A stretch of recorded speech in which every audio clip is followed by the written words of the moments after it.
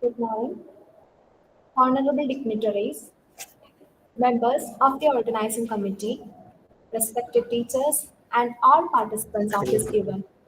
We are delighted to welcome you all today for the 21st Annual Convention and International Conference on Transdisciplinary Approaches, Global Trends in Education, Research and Development, being organized by the Council for Teacher Education Foundation CTEF Kerala, jointly with Mar Basilios College of Education, Sulthan Bathery, Wayanad, in collaboration with Kerala State Higher Education Council KSHEC, Association of International Researchers of Indian Origin AIRO, Kerala Chapter and Council for Education Administration and Management CEAM.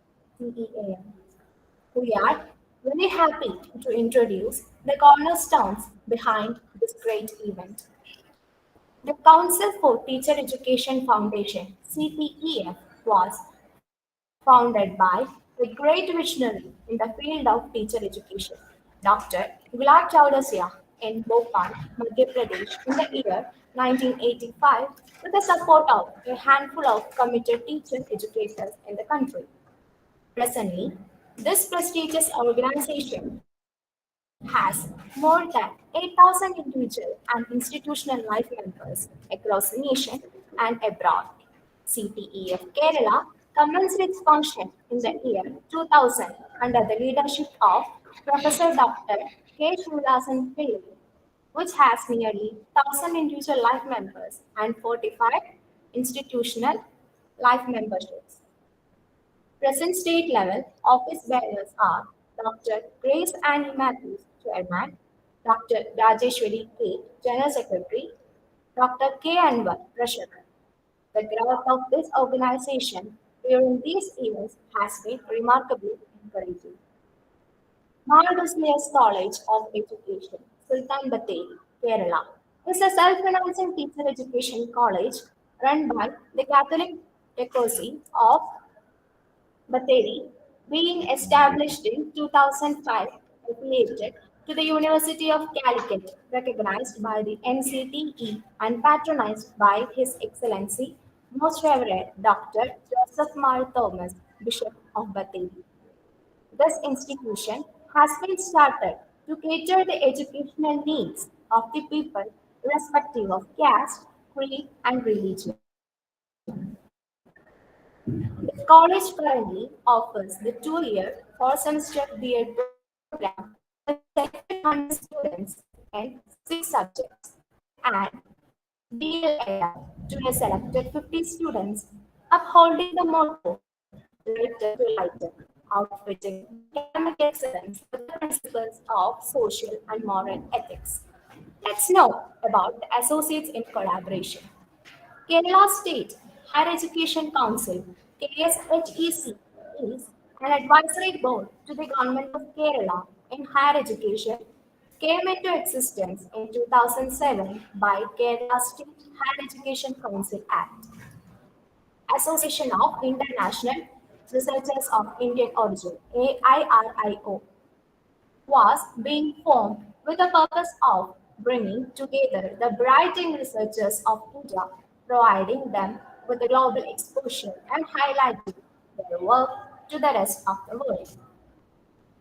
The Council for Educational Administration and Management CEAM is a registered non-governmental national organization founded in 2019 with the mission of prioritizing the areas of educational administration and management and education across the nation and beyond.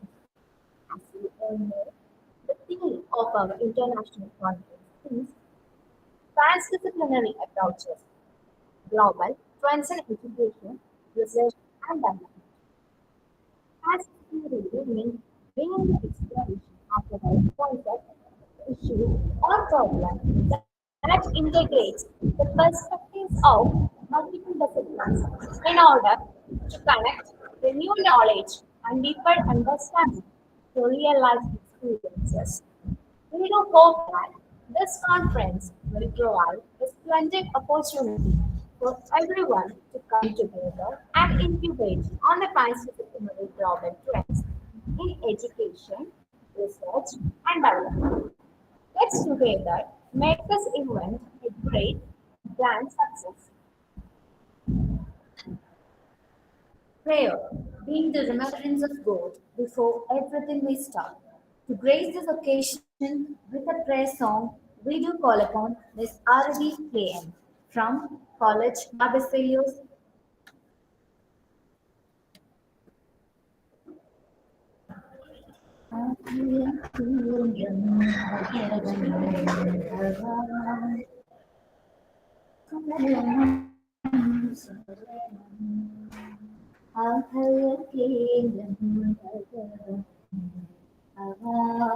Sharanam Sharanam Tvameva Krishna Tvameva Kristu Tvameva Harvasa Tvameva Mata Pita Tvameva Tvameva Bandhu Tvameva Vidya Tvameva Vittam Tvameva Sarvasvam Paramatma Jyoti Param Jyoti Vishnu Chaitam Abhayati Bhagavan Bhagavan Sharanam Sharanam Abhayati Bhagavan Bhagavan Sharanam Sharanam.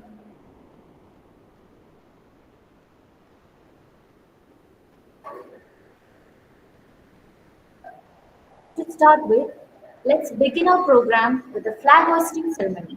For the same, I do welcome the General Convener of this conference, Dr. V. Anil Kumar, who is also the Principal of Marbacelios College of Education, Sulthan Bathery.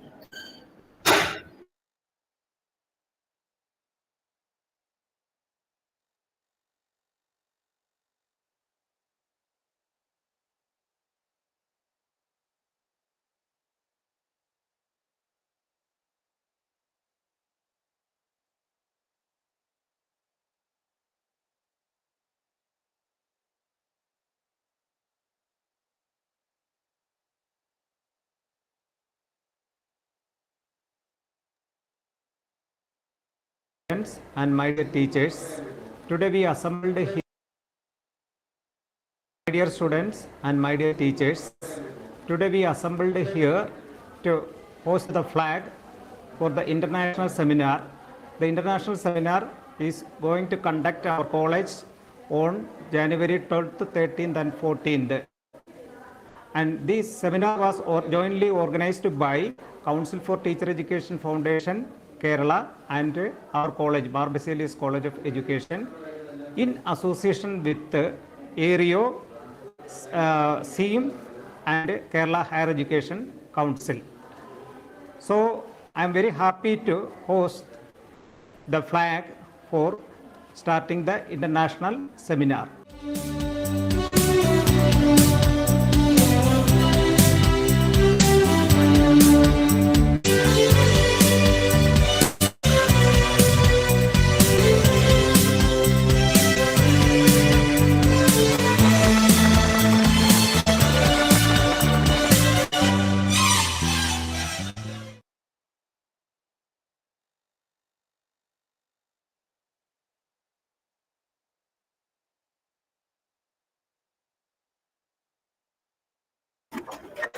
Thank you, sir, for your esteemed presence. For briefing the conference, I humbly invite the conference coordinator, Dr. J. Sunil, Vice Principal of Marbacelios Education. Good all, our comparing students. You mentioned about CPF, AO, Council.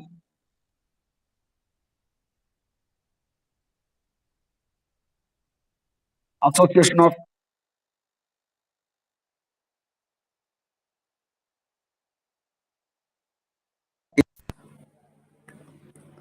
Today, 10:30 to 11 a.m., the special address is through online. Professor Dr. K.M. Bendarkar, the National President of CTEF India.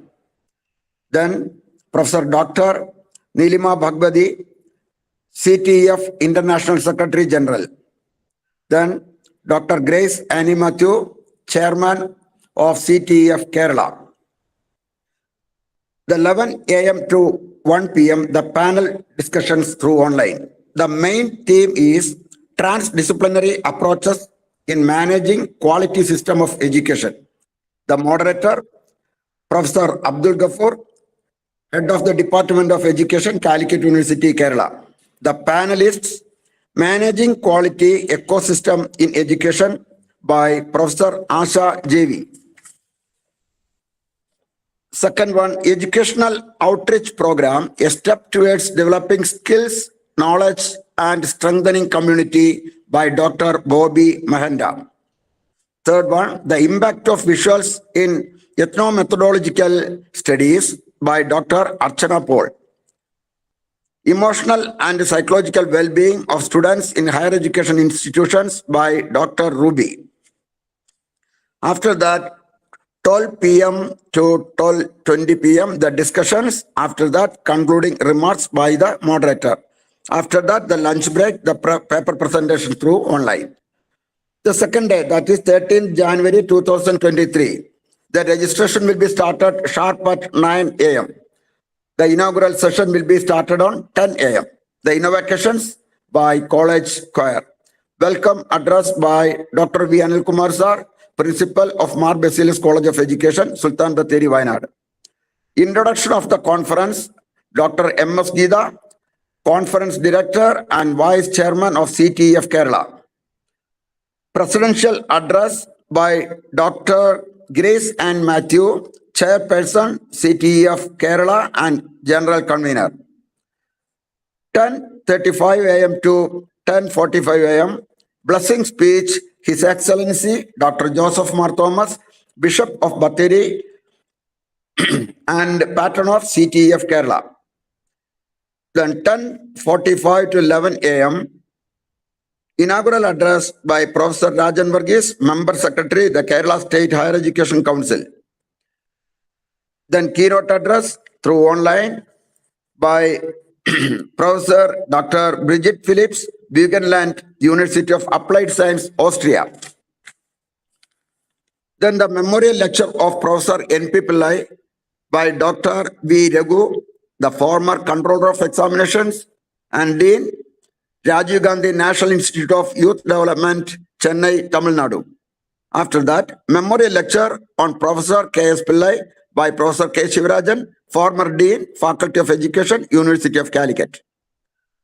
Then presentation of CT 1 p.m. to 1:30 p.m. There is a lunch break. After that, the panel presentation will be started. Main theme, Global Trends in Education and Development. The moderator will be Professor Dr. C.M. Bindu, Professor, Department of Education of Calicut University. Panelists, Gender Sensitive Education, Dr. Mariama Matthew. Then the Pursuit of Leadership Through Happiness, Dr. Pradesh Dixit. Third one, Facilitating Learning and Industrial Revolution, Dr. Pooja Valia. Then discussion and conclusion, remarks by moderator. Then 2:30 to 4 p.m. the paper presentation and completion will be conducted at main auditorium. General paper presentation, parallel discussions will be started on rooms 1, 2, 3, 4, and 5 rooms. 4:30, general body meeting of CTEF Kerala. Then the third day, that is 14th January 2021, the 9:30 to 10:30 p.m. paper presentation. The thematic session fund, Global Trends in Lifelong Learning, the Convenient Higher Education Perspective by Dr. N. Johnson. Then thematic session 2, the search into the scope of meaning of transdisciplinary in teaching and research by Dr. K.Y. Benedict, Principal, Mar Theophilus Training College, Thiruvananthapuram, Vice President of CTF Kerala. The 11:30 a.m. validity session. The welcome by Dr. V. Daniel, presidential address by Professor Jacob Matthew, and resume of the conference, Dr. Anwar K. The validatory address by Professor Dr. V. Raghu, former Controller of Examination and Dean, Rajiv Gandhi National Institute of Youth Development, Chennai, Tamil Nadu. The special address by Dr. Grace Annie Matthews, the Chairman of CTF Kerala. 12:14 to 1 p.m., the awards for paper presentation competitions. Then Professor Venmani Manuel Memorial Award and Dr. Sudish Memorial Award will be distributed. Honoring of PhD awardees, 1 p.m. to 1:10 p.m. The reflections, 10 to 1:30 p.m. The vote of thanks by Dr. Rajeshri K., Organizing Secretary and Secretary of CTF. This is the program schedule of our international conference. Thank you all.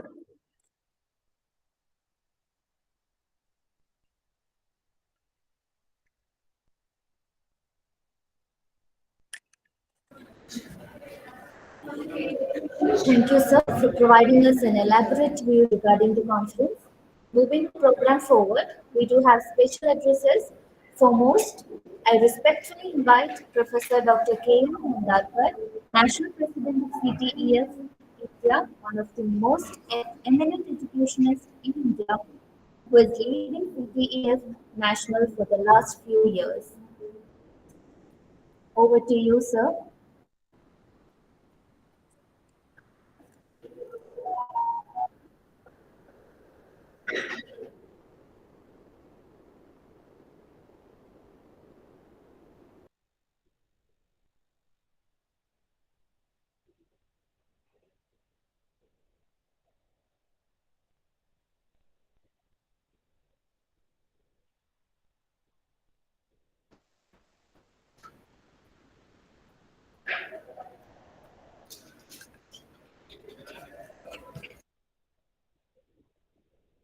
Professor Dr. K. Mandarkar, National President of CTEF India, for the special address.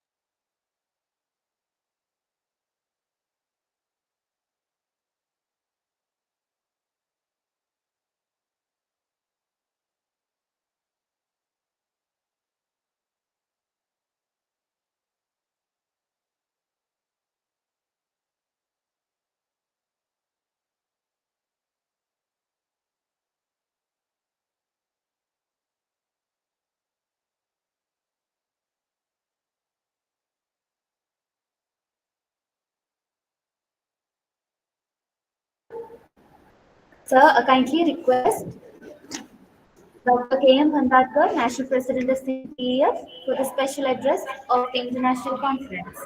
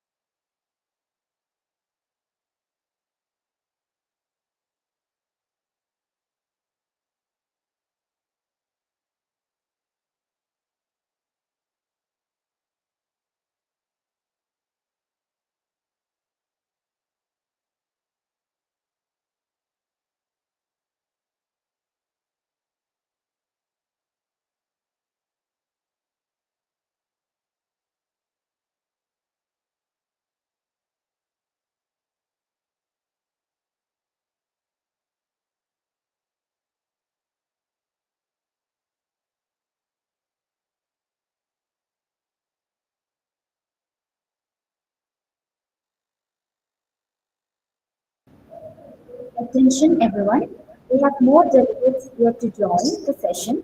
We will resume the session shortly. Thank you.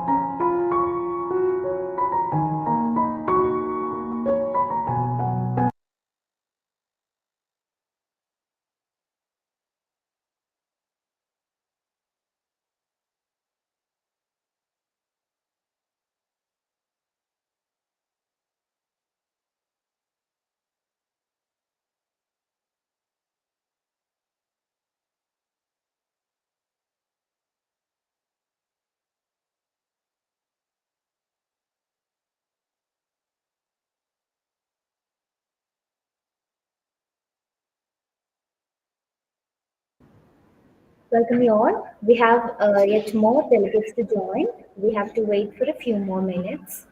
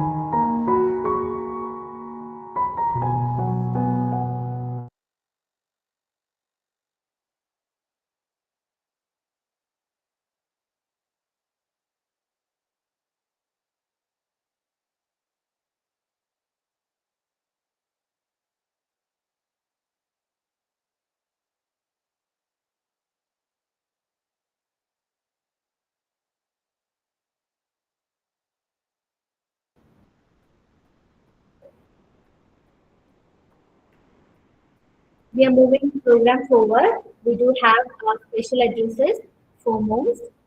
I respectfully invite Professor Dr. K.M. Bhandarkar, National President of CTEF India, one of the eminent educationists in India who is leading CTEF National for the last few years.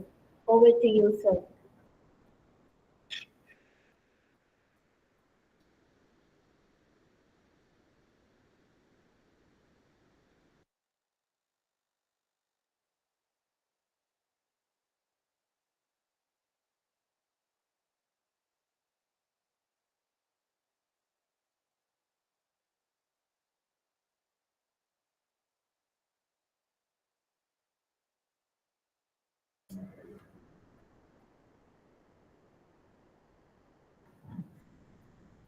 Professor Dr. K.M. Bhandarkar, National President of CTEF India, one of the eminent educationists in India who is leading CTEF National. We welcome you, sir, for the special address. Thank you, madam. Thank you very much. Just arrived in my office. Good morning to all of you. At the first, let me pay my homage to a great religious leader from India, Swami Vivekanand. It is his birth anniversary today. I will fail in my duty if I don't express my gratitude towards Professor K. Shivdasan Pillai, a great educationist from Kerala. Professor Nilima Bhagwati Madam, respected Bishop Dr. Joseph Mar Thomas Sir, Dr. V.M. Sasikumar Sir, Chairperson of the South Zone of CTEF, Dr. Gracie Anne Matthews Madam, Chairperson of the CTEF Kerala, Dr. Regu Sir, Dr. Rajeshwari K. Madam, General Secretary of the CTEF Kerala Chapter, Dr. V. Anil Kumar Sir, Principal of the Mar Basilius College of Education, Dr. Anwar Sir, Dr. G. Valsala, Dr. J. Sunil, Dr. Nimmi Maria Omen Madam. She is the coordinator of the conference. All esteemed resource persons, speakers, panelists, office bearers of the CTEF Kerala chapter, participants and friends. At the outset, let me congratulate the organizers for organizing this wonderful event. The theme of the convention or say conference is transdisciplinary approaches, global trends in education, research and development. This mega event is organized by the CTEF Kerala chapter, which is a very prominent chapter of the CTEF. It is in collaboration with Mar Basilius College of Education, Kerala, then Kerala State Higher Education Council, Association of International Association of Researchers of Indian origin, and Council for Educational Administration and Management. How can we forget the contribution of Dr. G. Chaurasia in the field of education, who was a founder president of the Council for Teacher Education.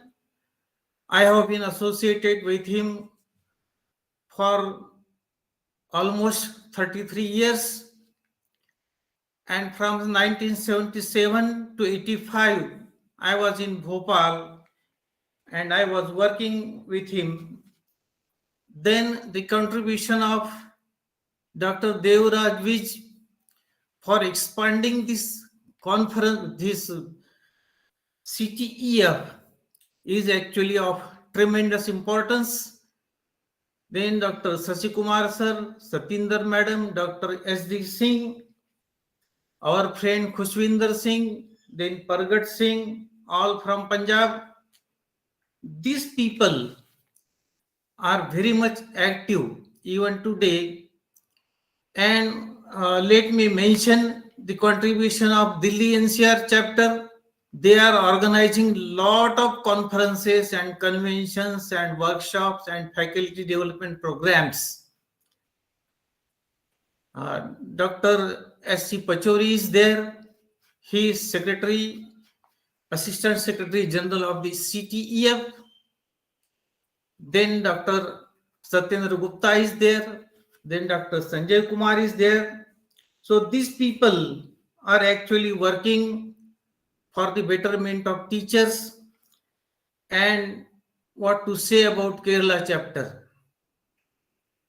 This chapter is the only chapter which has instituted so many awards in the name of great educationists of Kerala. At present, we are having 23 state and union territory chapters working in India.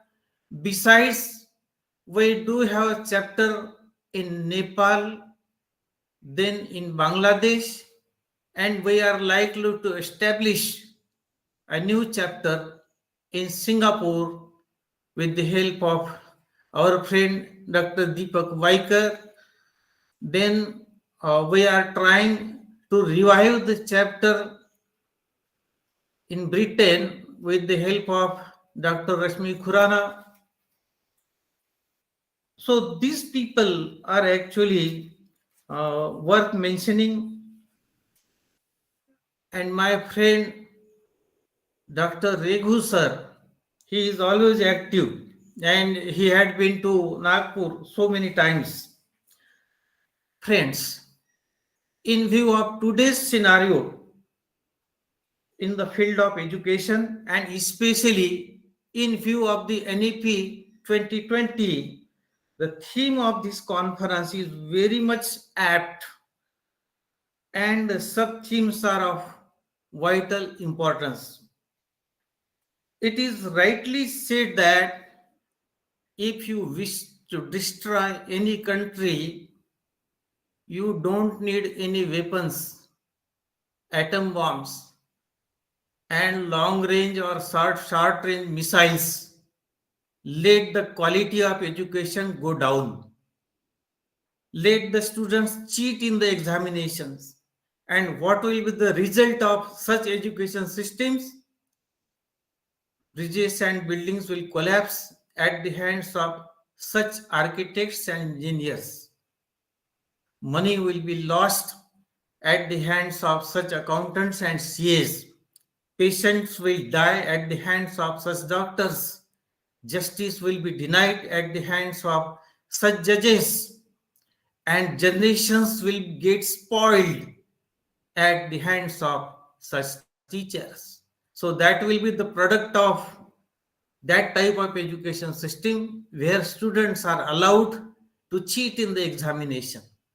So we should be very aware of quality, and we are trying to maintain, at least I am using the word maintain, the quality of education. Improvement is far away from us. At present, actually, the whole country and the teacher educators especially, they are engaged in the process of implementation of NEP 2020. Its recommendations are far-reaching, but it is always difficult to implement new policy effectively because so many factors are there. Teachers' welfare is nation's welfare is the logo of CTEF. Yes, it is mentioned. But what is the condition of teachers and especially teacher educators? I am very sad to mention that our teacher educators throughout the country. I have visited so many states, and condition is more or less similar to each and every state.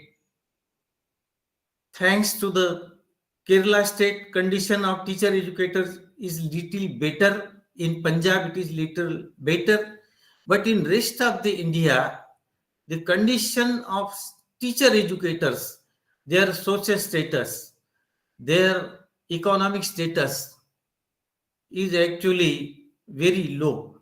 It gives me pain to mention this.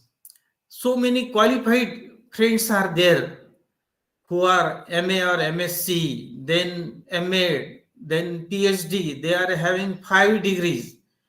Even some people have cleared NET and SLATE examination also. And even then, they are working on less salary.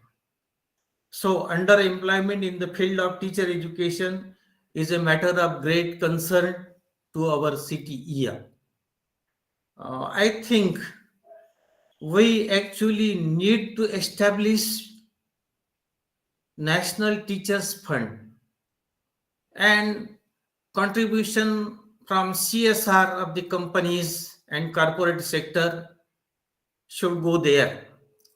And the people who are willing to donate huge amounts on religious places, in temples and so many other places, they should also donate some amount to National Teachers Fund, because as my teacher Dr. J.S. Rajput rightly mentioned few days back, he was in Japan and he asked one of the person, what is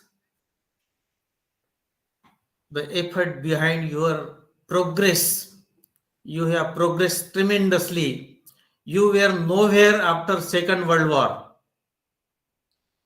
And the person answered, we have believed in our teachers. We have a tremendous faith in our teachers. So that is the force behind Japan's progress. Because education, as you know, is a man-making process. And if our teachers and teacher educators are in bad condition, they are facing so many problems, then no policy can be implemented effectively. So this is my humble suggestion on this occasion.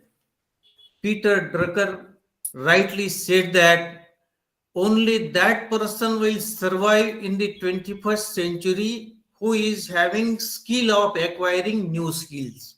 This sentence is perhaps a key sentence while implementing NEP 2020. Only that person will survive in the 21st century who is having skill of acquiring new skills. This is actually very true, because in the past years we have neglected so many skills: skill of decision making, skill of problem solving, skill of maintaining interrelationship with others, and so many life skills. Those were missing from our education system. So this is high time not only to include them, but to inculcate these skills among our teachers first of all, and then in our students. Then and then only we will be able to create international citizens. Otherwise, the policy will remain on paper. We have to be very careful. We are lucky enough to have very dedicated teachers and teacher educators. And in view of their dedication, let us hope that we will be able to implement this policy very effectively. NCF 22 national curriculum framework. It will be developed in 4 phases. And this is high time to give our suggestions and recommendations in the implementation of curriculum, especially curriculum at these 4 phases of education. I am sure our teacher educators are well aware of their responsibility and they will contribute positively towards the development of NCF 22, which is in progress, and they have asked us to send our recommendations from society, recommendations from educationists, teachers, teacher educators, and other experts. The topic of this convention is in fact very much relevant because unless and until we use transdisciplinary approach, we will not be able to break airtight compartment between various disciplines and subjects. If we implement transdisciplinary approach, then and then only we will be able to effectively process and conduct the recommendations of this NEP 2020. Recommendations are actually very far-reaching, very ambitious, and it is now our turn to make this policy effective. I am very much thankful for inviting me and sparing some time for me. Friends, you have invited so many reputed speakers and panelists. I have seen that Madam Burgis is also there, and she is actually a very good speaker. She is from Austria. Then member secretary of the Kerala State Higher Education Council is also there. So many people from administration and teaching field are with you, and I hope this convention will show us a new path in framing cohesive curriculum, integrated curriculum at all stages, and not only framing the curriculum, but also it will show the path how to implement this policy effectively. I wish you all the best, and Nilima madam is also there. She has joined. So I again congratulate all of you on behalf of the CTEF. Thank you. Thank you very much. Namaste.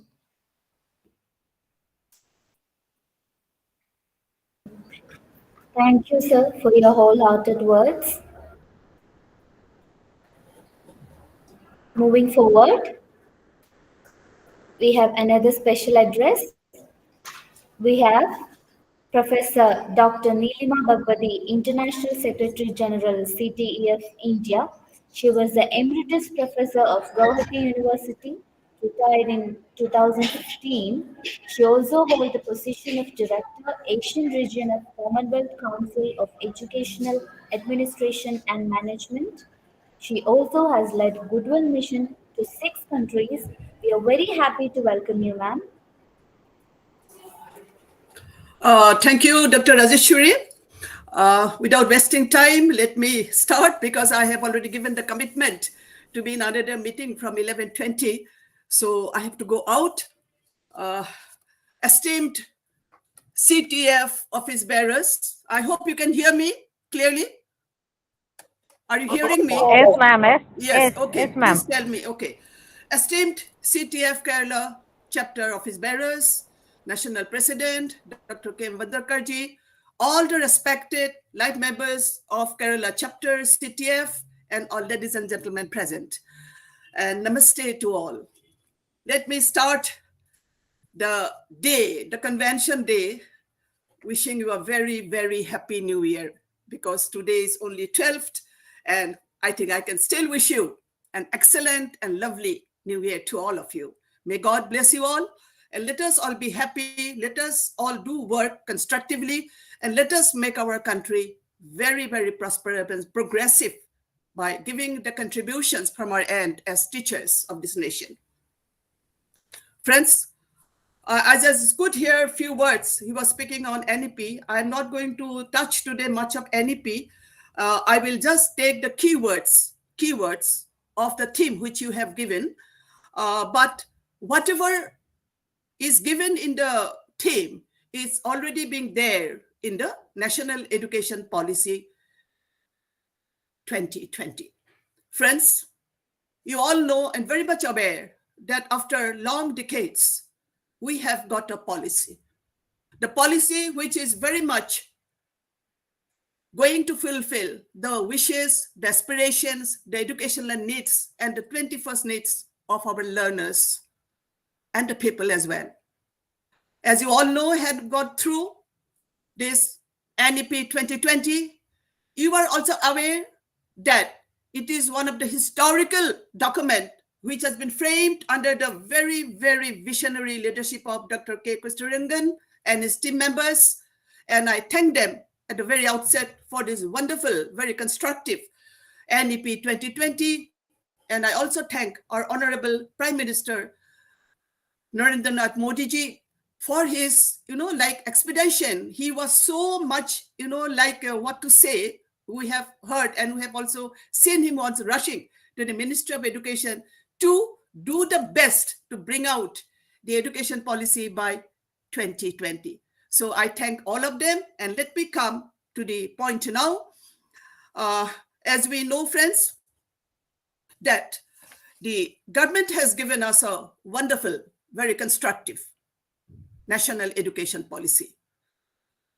The deputy chairperson of Niti Aayog in a conference, he said very wonderfully and very visionary, with vision, that the government has given us a wonderful policy, but it is the teachers. It is the teachers who has to implement.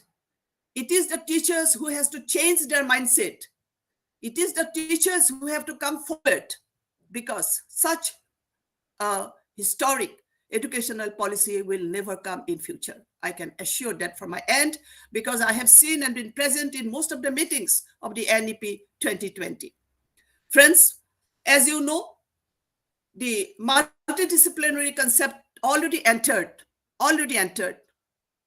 And I'm happy that Karnataka from South is the first state in the country to implement the National Education Policy 2020.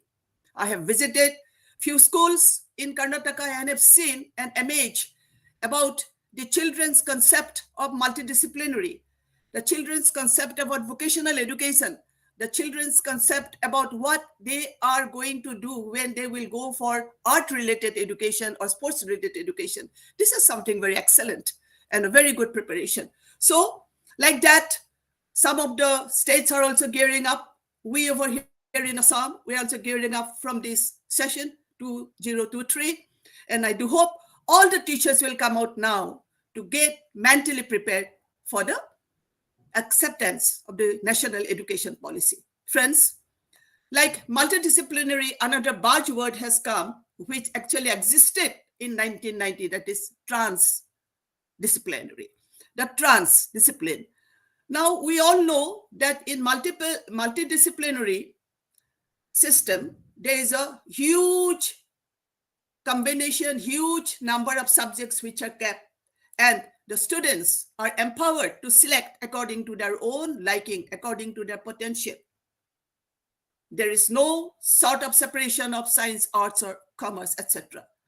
But here, when we speak about the transdisciplinary, then obviously we cannot keep any subject, any discipline segregated or in a compartment. Like the railway compartment, we cannot keep them very separately. The time had changed. Our thinkings have changed. The thinkings have gone up. Lots of research work has been done in the country. The COVID has given us a very good lesson. Immediately, the people has to jump into the research action because the medicines were in the beginning, or the injections, as you say, were not available, the initial stage. So like that, we have a number of problems in our country. You already know about it. India is a large country, a huge population, and the numbers of problems are also multiple. But these problems, if we want to sort of solve or go into it in depth, then what we have to do, we have to take the help of transdisciplinary. Like I was just talking while counseling my clients yesterday, that now look, the research has become a very important component. It is no longer something that you will go into the survey book and find out what researches are being done in the country. Just most of the students do that. But now the time has come, we have to get into the reality to identify what are the needs, what are the demands of the country, and then get into it. Maybe in that research, we have to combine psychology, we have to combine geography, we have to combine sociology.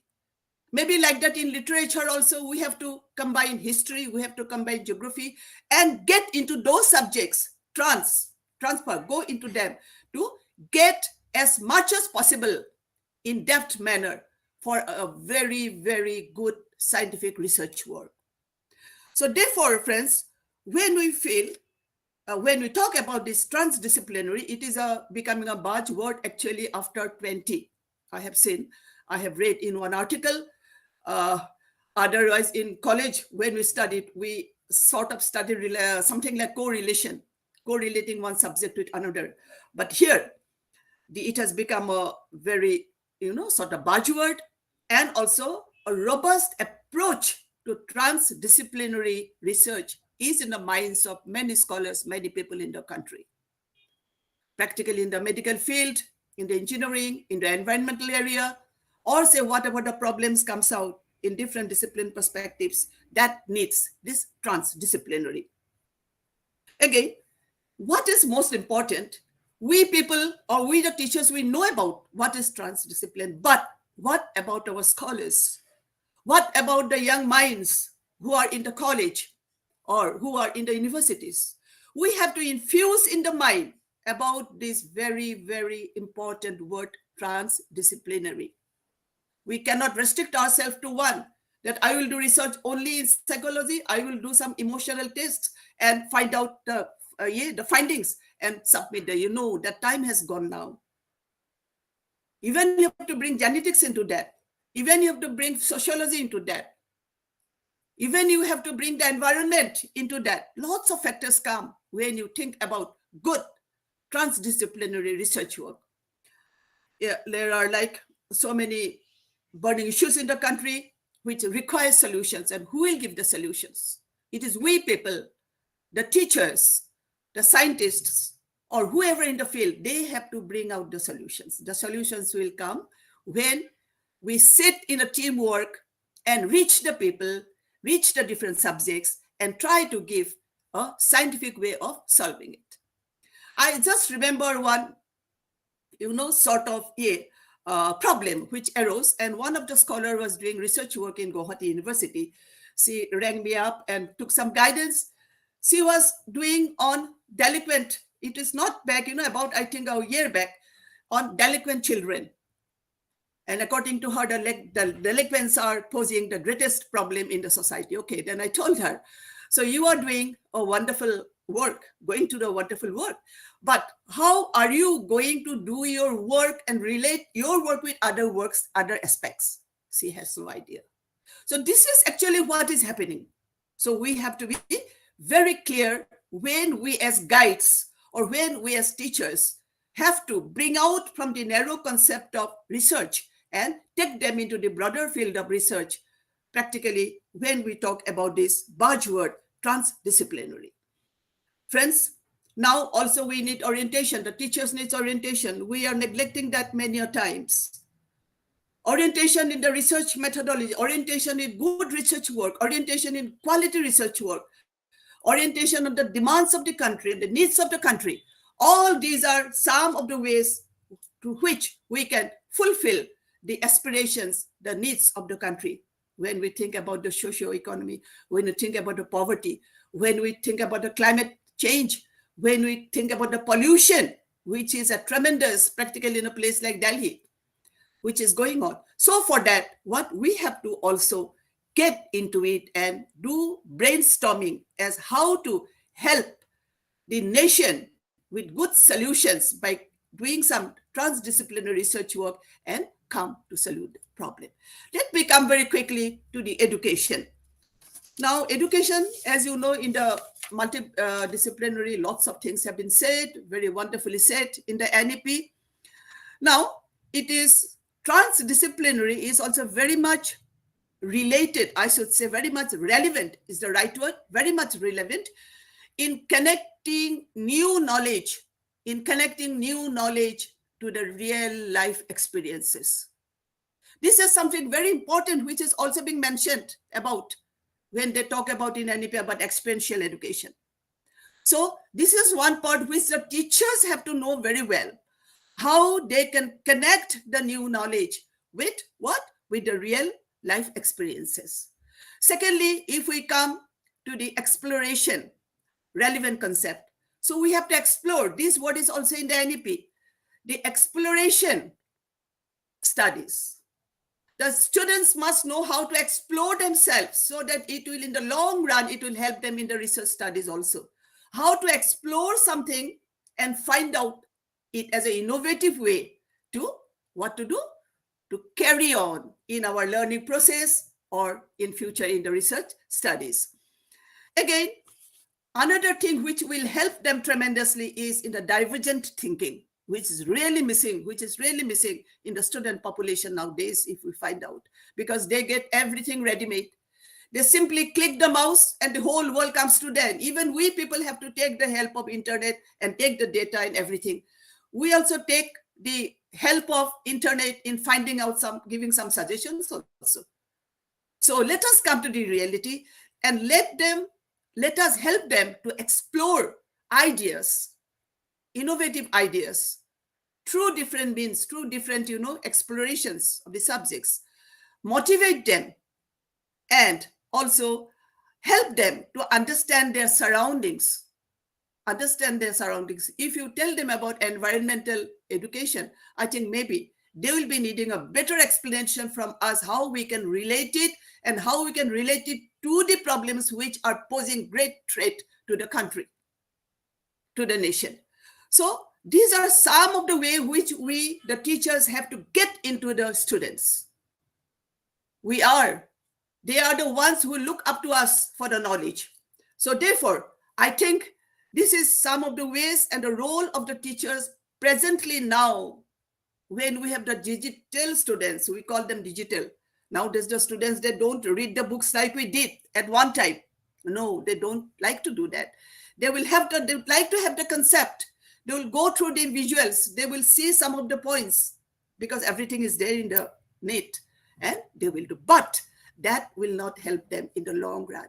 We have to make them think in divergent manner, divergent thinking, which is very important in the student life, so that they can have a very solid future in future. So therefore, I had to skip some words also sometime because I already told you in the beginning that I have to go out and leave this route about at 11:15. But one thing which is very important is the role, I think Vandarkar Aizukas here heard the last sentences of what he was saying, the role of the teacher education institutes, the role of the school teachers who will come out from the TEIs. As you know now, the ITEP, which is already in the frame, like it is going to be, almost everything is done, only the books and everything or curriculum is left. But for that, We have to be mentally prepared to groom up, to bloom the best teachers so they can fulfill the desires, the wishes, the aspirations, the hopes of the digital children in the classroom. So that the best of the knowledge, the upgraded knowledge, can go from the teachers to the students. This is how the traditional concept of teacher education system should be washed out from the mind. And we have to be very visionary of how to groom the teachers in our institutes. I have seen one institute particularly long time back. It's in a rural area.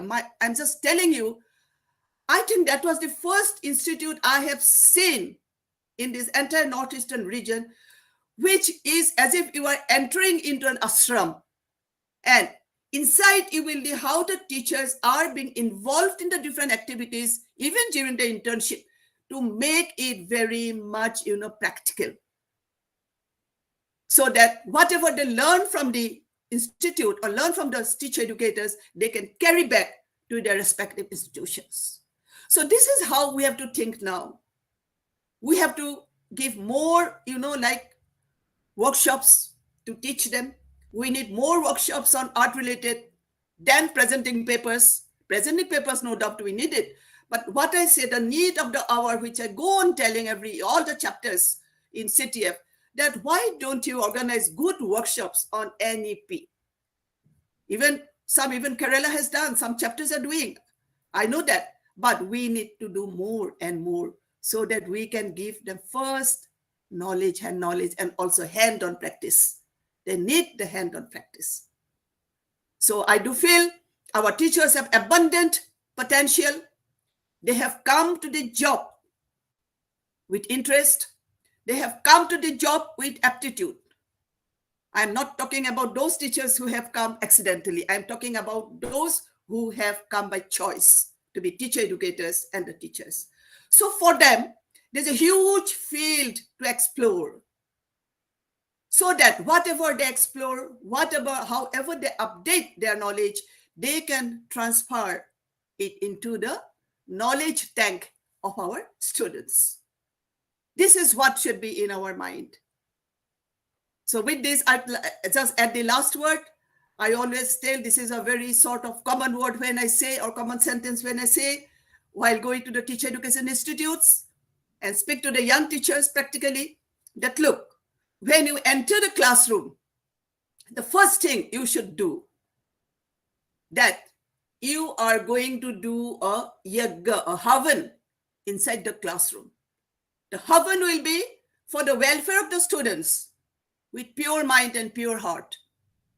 So that they are the people, they are the students whom we are going to groom, whom we are going to mold to hold the reign of the country in future.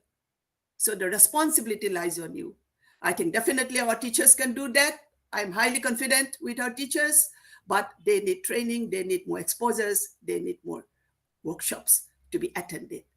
I thank the Kerala chapter, which is a very vibrant chapter.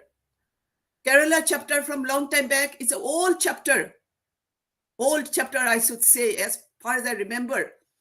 I don't know when I met, even Pillaji also met once in Agra when I went there. It's a very old chapter, and under the leadership of Dr. Shashikumarji, under the leadership of Dr. Rajeshwari is a very good in time management. I can tell you why, today I was thinking, I think from yesterday evening, she reminded me about 3 times. Then I said, yes, she can manage timetable. She reminded me that your time is at 11, ma'am, and you have to speak for a few minutes. This is what her relationship, not only with the president or with the secretary international, but with all the chapters, it is excellent, including the other office bearers. So this is what we need as a great quality of our teachers. Thank you all very much. Wish you a very lovely, constructive day. May God bless you. May your energy level go up with 2023, and may God bless us to give our best to the nation to mold the future generation, future leaders, and future what you say, the responsible citizens of the country. I thank everyone. I thank all. Thank you very much and namaste. Thank you, ma'am, for the valuable words. I will just leave now. I leave now. I hope I could attend, but this time does not permit me. Okay? Okay, ma'am. Okay, okay, ma'am. Thank you. Okay, ma'am. Yes, yes. I'll contact you later on, Rajeshwari.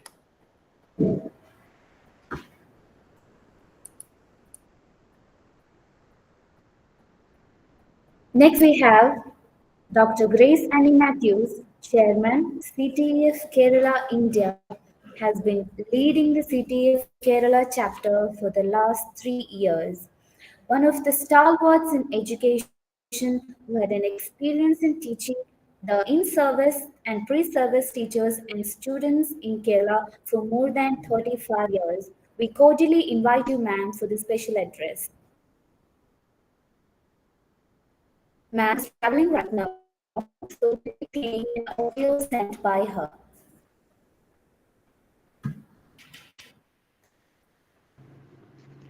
Good morning to all. Respected manager, most reverend Dr.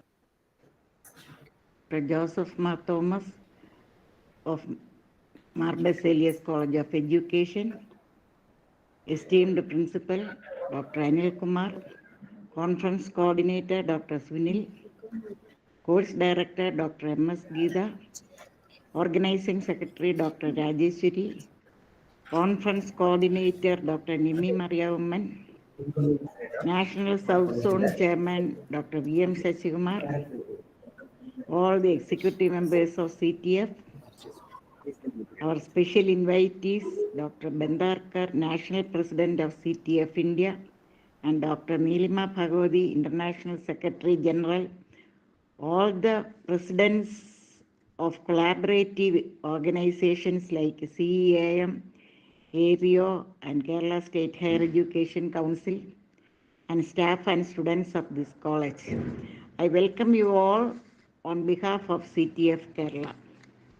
This 3 days international conference is just started by prayer by students and flag hoisting by the principal, Dr. Anil Kumar.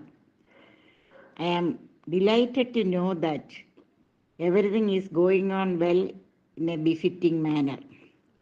All the programs of the first day, as you all know, are in the online mode. As I am traveling to Sulthan Bathery, I may not be able to meet you and address directly. Hence, this voice clip is forwarded. I do hope that our special guest, Dr. Bandarkar, the National President of CTF India, and Dr. Neelima Bhagwati, the International Secretary General, have shared their appreciations and rich experiences about the functioning of CTF at national and international levels. Dr. Neelima took the initiative to start international chapters of CTF in England, Singapore, Bangladesh, and other countries. She has introduced many innovative programs at the national and international level for the cause of education, especially teacher education. Both of them are the motivating forces for the spread of this organization in northern and eastern states of India. I express my appreciation and sincere gratitude to Dr. Bandarkar and Dr. Neelima for their dynamic leaderships and also for their participation in this international conference without fail. As per the schedule, the special addresses will be followed by panel discussions and paper presentations on the various aspects of main theme and sub-themes. So I don't want to concentrate more on the main theme of the conference, that is transdisciplinary approaches, a global trend in education, research and development. I congratulate Dr. Raghu and the team for selecting this relevant theme. Till the beginning of the 21st century, we concentrated more on traditional method of teaching and learning within the four walls of the classroom. Teaching and learning was really teacher-centered. Now the situation has been changed. Due to COVID pandemic, we shifted to online mode of education, and now we are following the blended mode of teaching and learning. But with the introduction of National Education Policy 2020, we started thinking about new structures and new patterns of education. That is about multidisciplinary courses, multidisciplinary colleges, and transdisciplinary approaches. Transdisciplinary approach in education and research is an approach for connections and collaborations. That is selecting one life-related theme from one discipline and connecting that with similar themes in all other disciplines. Of course, it will help the teaching and learning community to widen their knowledge and deepen their understanding. Their hidden talents and capabilities and skills will be strengthened, and it will lead to analytical, critical, and evaluative thinking. I can give so many examples of real-life situations at the global level to be studied and researched through this transdisciplinary approach. I am not going deep into this matter because this will be followed by panel discussions and paper presentations. They will detail the various aspects of the main theme and all the sub-themes. Let this conference give you all enriching experiences through vibrant thinking and leadership skills. I do appreciate the hardships taken on the part of the Baselius College of Education and CTF Kerala for making this venture a grand success. I am sure and do hope that these 3 days International Multidisciplinary Conference will be beneficial to all the participants and a blessing to the college. I am winding up my speech of appreciation by wishing all success to this 3 days conference. May God bless you all. Thank you.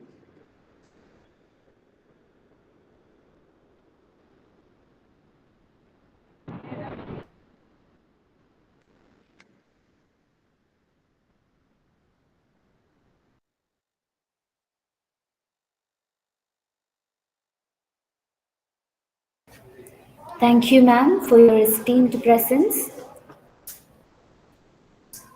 Let's move on to the next item in the program schedule, that is panel discussion. The discussion is on transdisciplinary approaches in managing quality system of education. Professor Abdul Ghafoor, HOD, Department of Education, Calicut University, Kerala, moderates the session. We are indeed very glad to welcome you, sir, to moderate the session. Our panelists in this session are Professor Asha JV, Professor and Head of School of Pedagogical Sciences, Mahatma Gandhi University, Kottayam, Kerala, Dr. Baby Mahanda, Principal, Balurghat, B.Ed College, West Bengal, Dr. Archana Pal, Associate Professor, DAV, PG, College of Dehradun, Uttarakhand, Dr.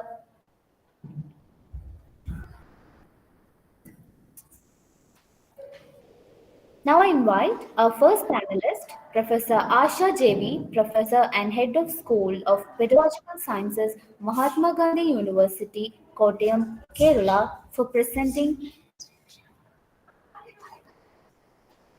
the session.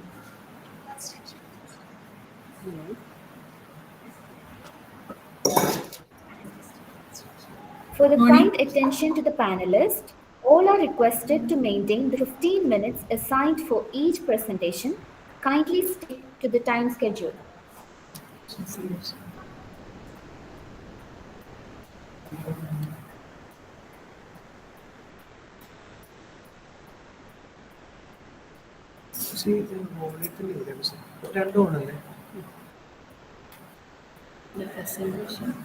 I hope Dr. Asha will present.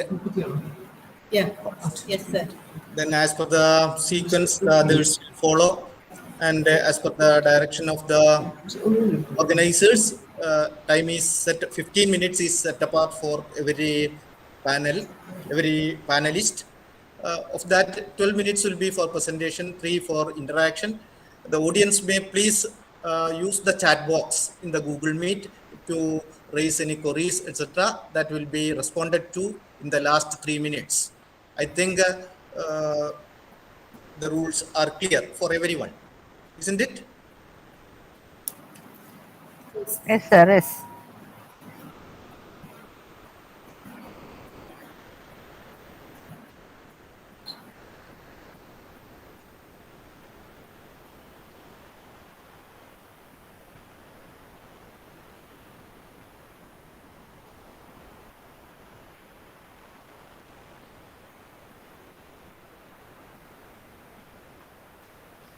Sir, I'm trying to share my screen. Sure.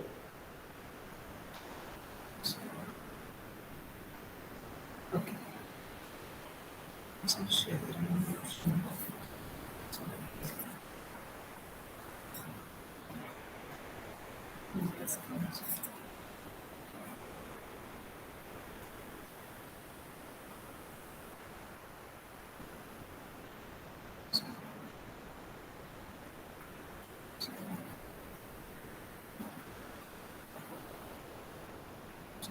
Is it visible, sir? It is visible. Please Okay. make it in the presentation mode. Yeah.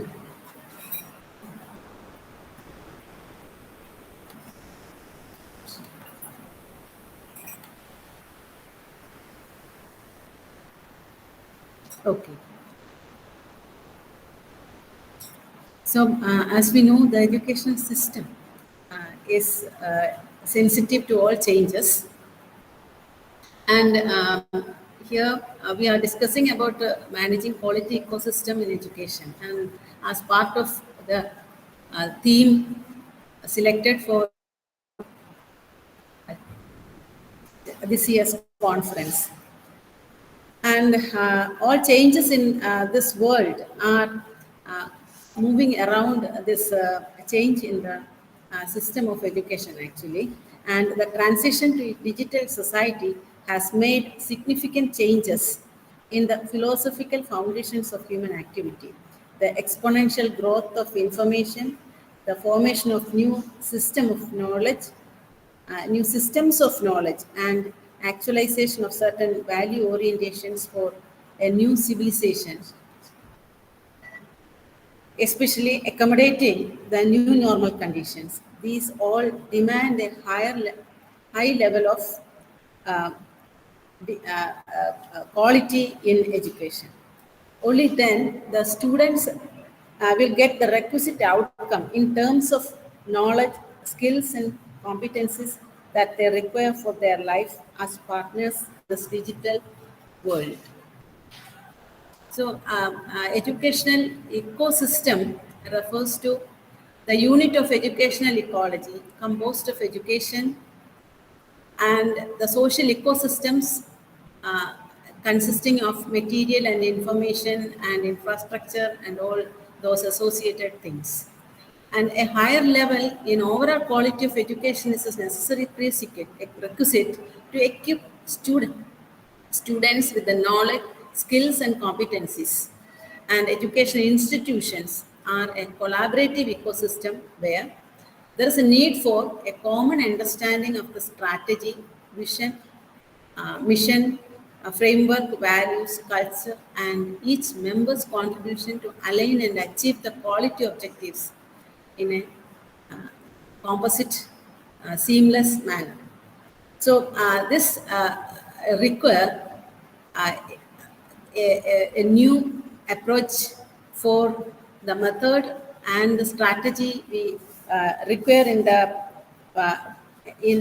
we follow in the pedagogy for making the system more collaborative. And trust and credibility of partners is in this journey of change are paramount to how quality assurance can be delivered with paradigm shift to technology enforced learning management systems. So the best institutions now are those with the best students, teachers, and employees, apart from the infrastructural facilities. So we know that the institutions are ranked nowadays, and our students select institutions based on the ranking the institutions have.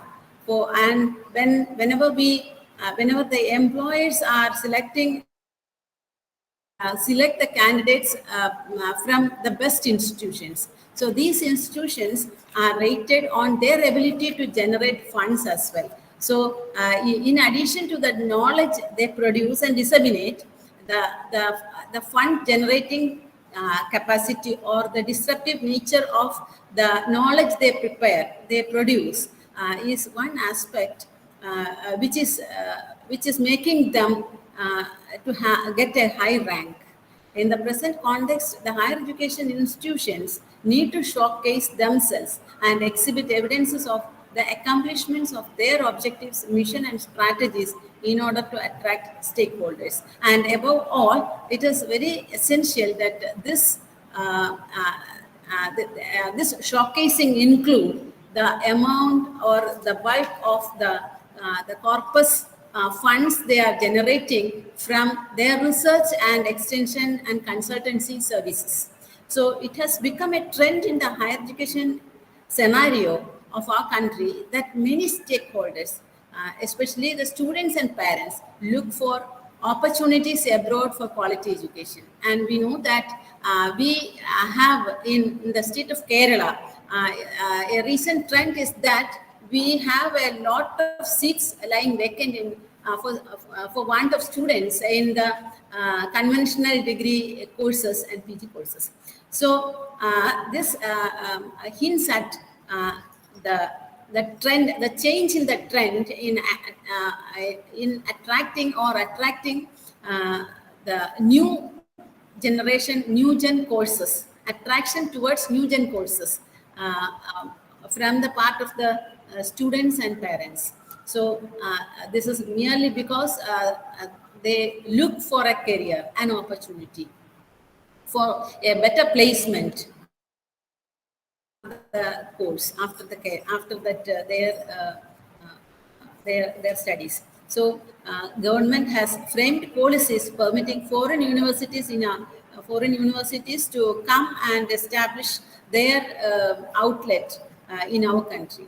So new quality parameters will be ruling the system of education to accommodate the foreign universities as well.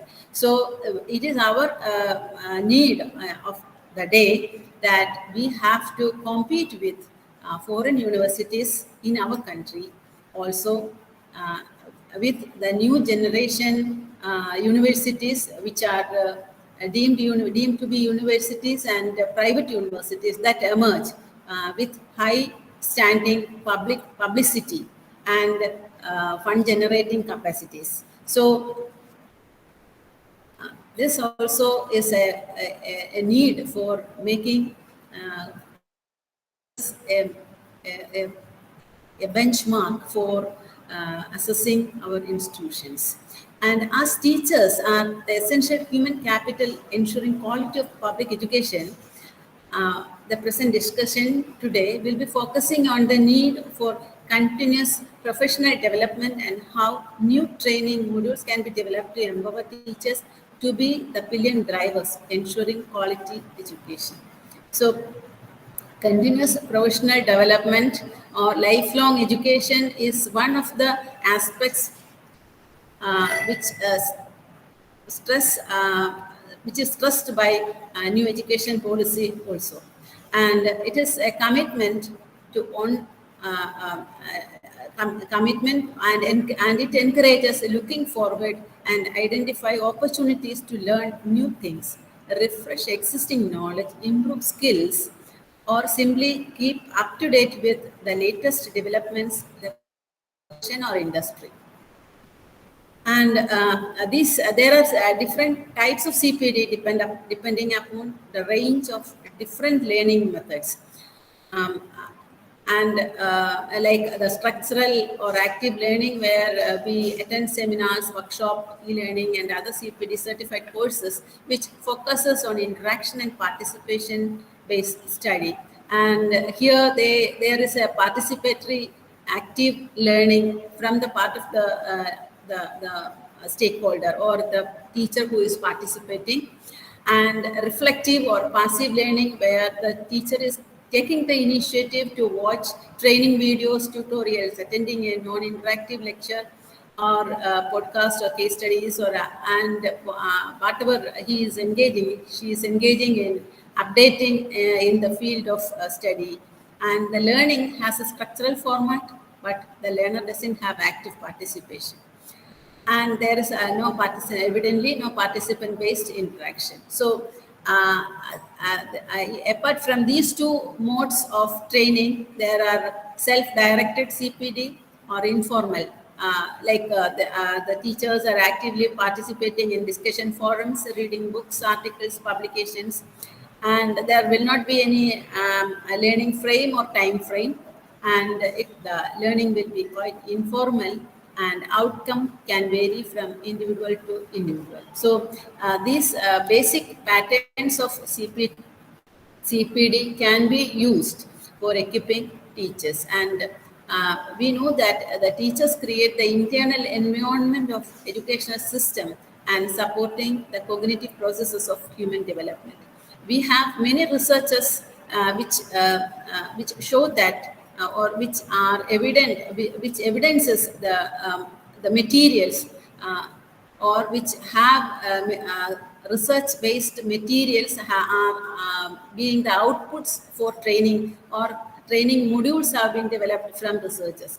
And those training modules are nowhere used, usually not in any formal CPD programs.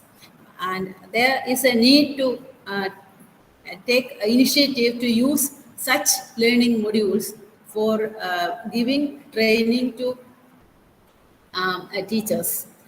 And whenever we think about teachers training, this training are either given in a structured format which never change the pattern. So in higher education, somewhat they have changed. They will take up some recent,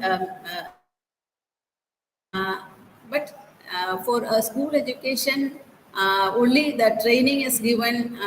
Means, as far as I understand, they give training to those areas, to specific areas which are covered in the curriculum, and some value added course, value based training, and some pedagogic based training are given. But for equipping them,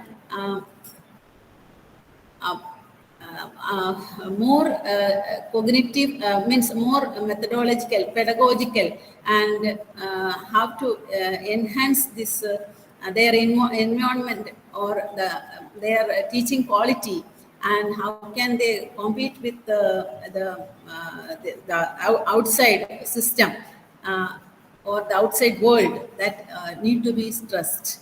And educational ecosystem mainly concerns with the connections of educational structures, organizations, and systems, as we have discussed. And this teachers have to be equipped in bringing in the humanitarian vision of sustainability. And even though we say that our campuses are green campuses, we can we do not see that we follow that green protocol always, or that is not made a habit or a second nature of the students and the teachers or of the whole ecosystem. We do not have that structure, or means we do not take it as we do not imbibe it as our own nature. So like that, humanitarian vision of sustainability means go green and green energy and all those protocols, even if we practice for the sake of practice, or one day we practice and the next day we deviate from that practice. It's happening in almost all the institutions, except some person. It differs from person to person, of course. Then also, and teachers need to be equipped in such areas by way of their continuous profession, as part of their continuous professional development. That is one thing I wish to propose. And the next one is network and organizational structures and arranging informative and significant content aimed at innovative human development.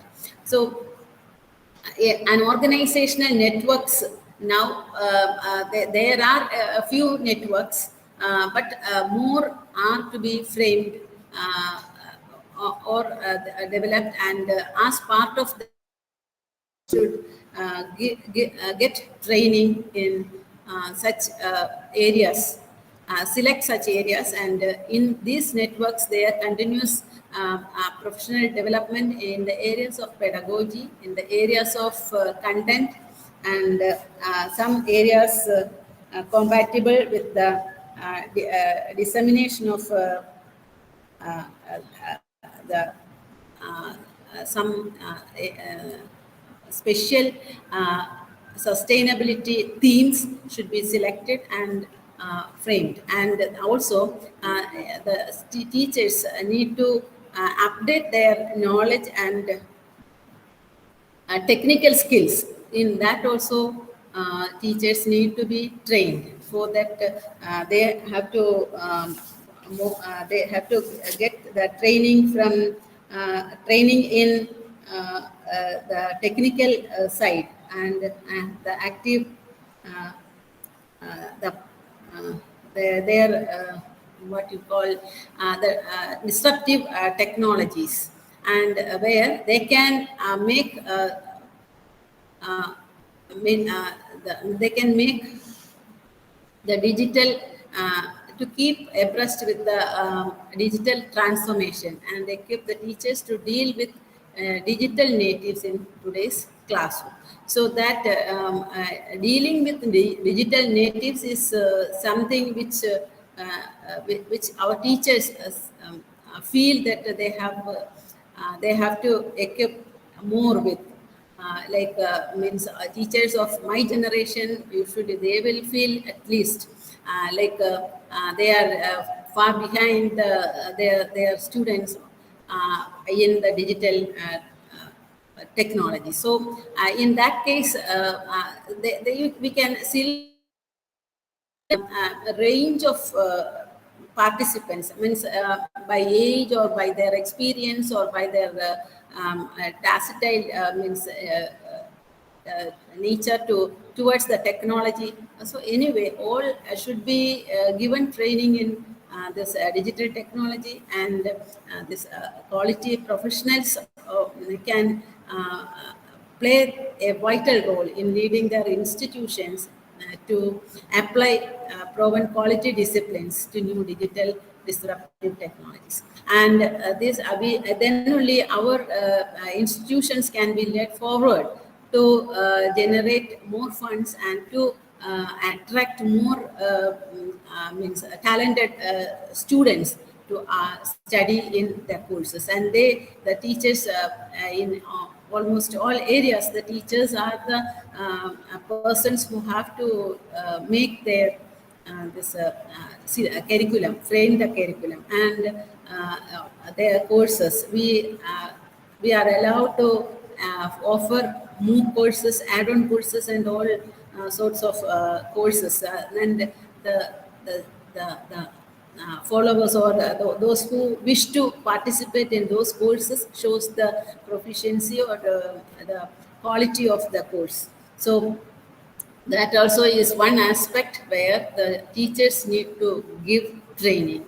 And another one is in the teachers, according to their area of interest, they can be given training. Those teachers who are interested in the techniques of evaluation why can't we select such teachers and give training and evaluation? And those who are more qualified or more oriented towards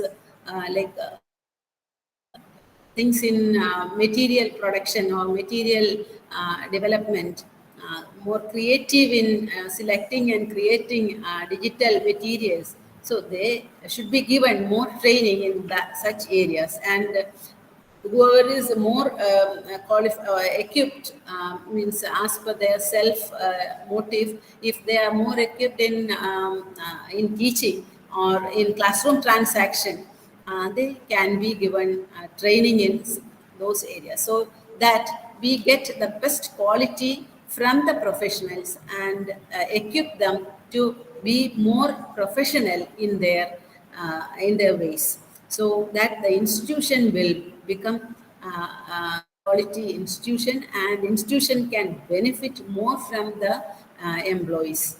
So this is one aspect which we can think about when we give continuous professional development, and professionals need to be given training, and this training should be in specified areas, like you have to select the teachers, let them from their reflection or their interest, area of interest, they can select, and they can submit their they can be professionals in one area of specialization. Now, such specialized trainings are rarely found. So that area of specialization, even CT can take up training or prepare training modules for preparing professionals in these ways in different areas. And evaluation is one area which require more training, because the pattern of evaluation is changing day by day, and new pattern of evaluation and outcome-based instruction require another pattern of evaluation. And so these different patterns of evaluation, and those who are interested only can excel there. And for preparing quality professionals, we require training, or the pattern of training should be modulated in such a way that only interested persons can be given training. And we know that nowadays whatever is happening in the field of in-service training in higher education, most of them are online refresher courses and this orientation courses or CPD courses. In those courses who are attending online, they are attending without having enough attention, I think. So that sort of training, how much the professionalism they will receive from those trainings, and how far they will be equipped from that training, how much quality they will gain from that training, that we have to think. So for the sake of attending a course, we are attending a course, and utilizing that thing in our daily teaching and learning process is another thing. So these aspects we have to consider when we think about quality, and it is no doubt that teachers are the front runners in making any institution a quality institution, and for managing quality and excellence in education is to embrace a future of quality. The excellence should be achieved through quality, and embrace future of quality. So that is what I wish to present before the excellent audience, and thank you for giving me an opportunity.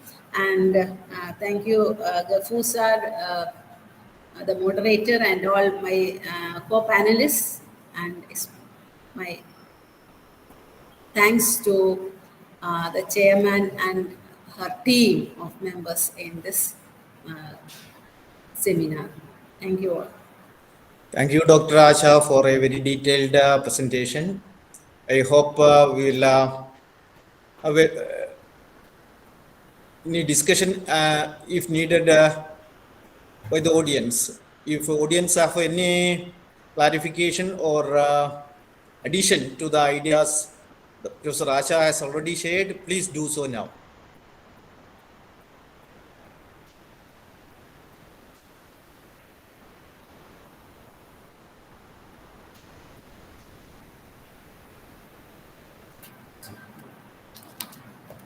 Hello. Hello, sir.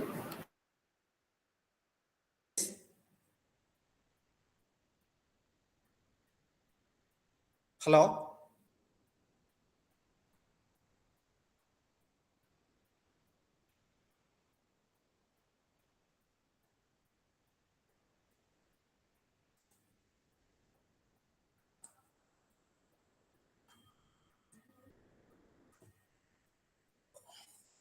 Okay, if there are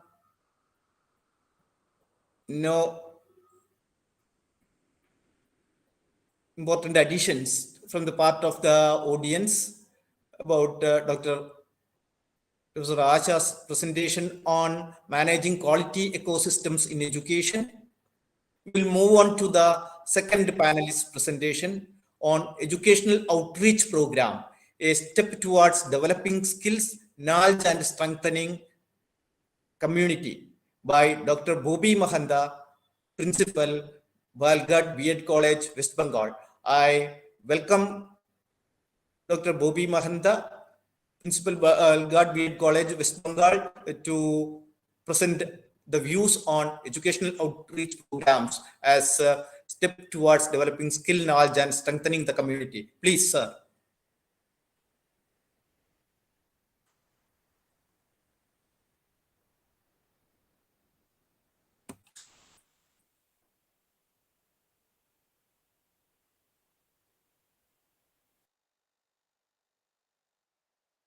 Is not Mahanda sir here?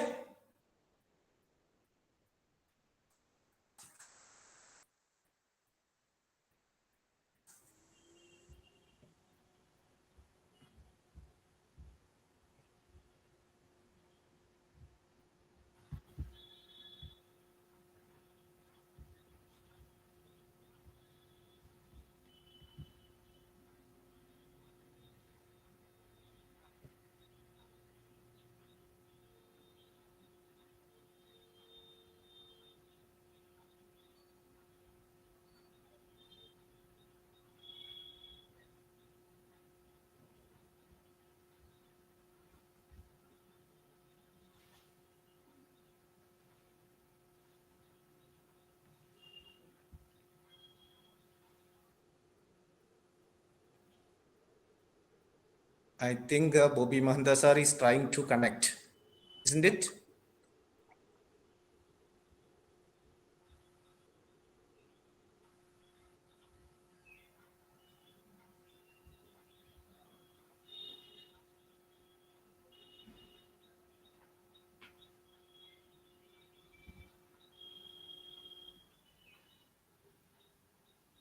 Sir, is there any technical problem for from your end? Am I No, audible it's to you all? opening. It's opening, sir. Oh yeah, yeah.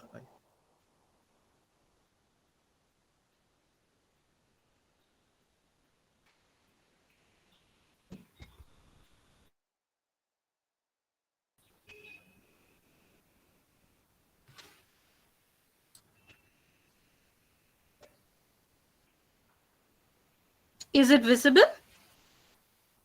Yes, your screen is visible, but there is no presentation as such. It is a dialog No, box no. in Firefox.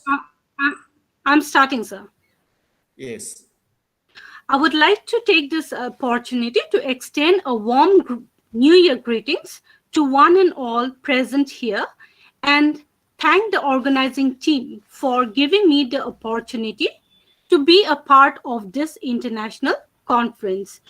The area that I have chosen is on educational outreach program, a step towards developing skills, knowledge, and strengthening community.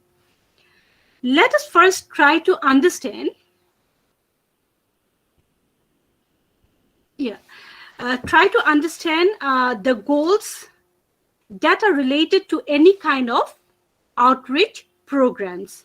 First of all, to reach everyone, like you can say in a way, trying to become a chain and form a chain to educate everyone.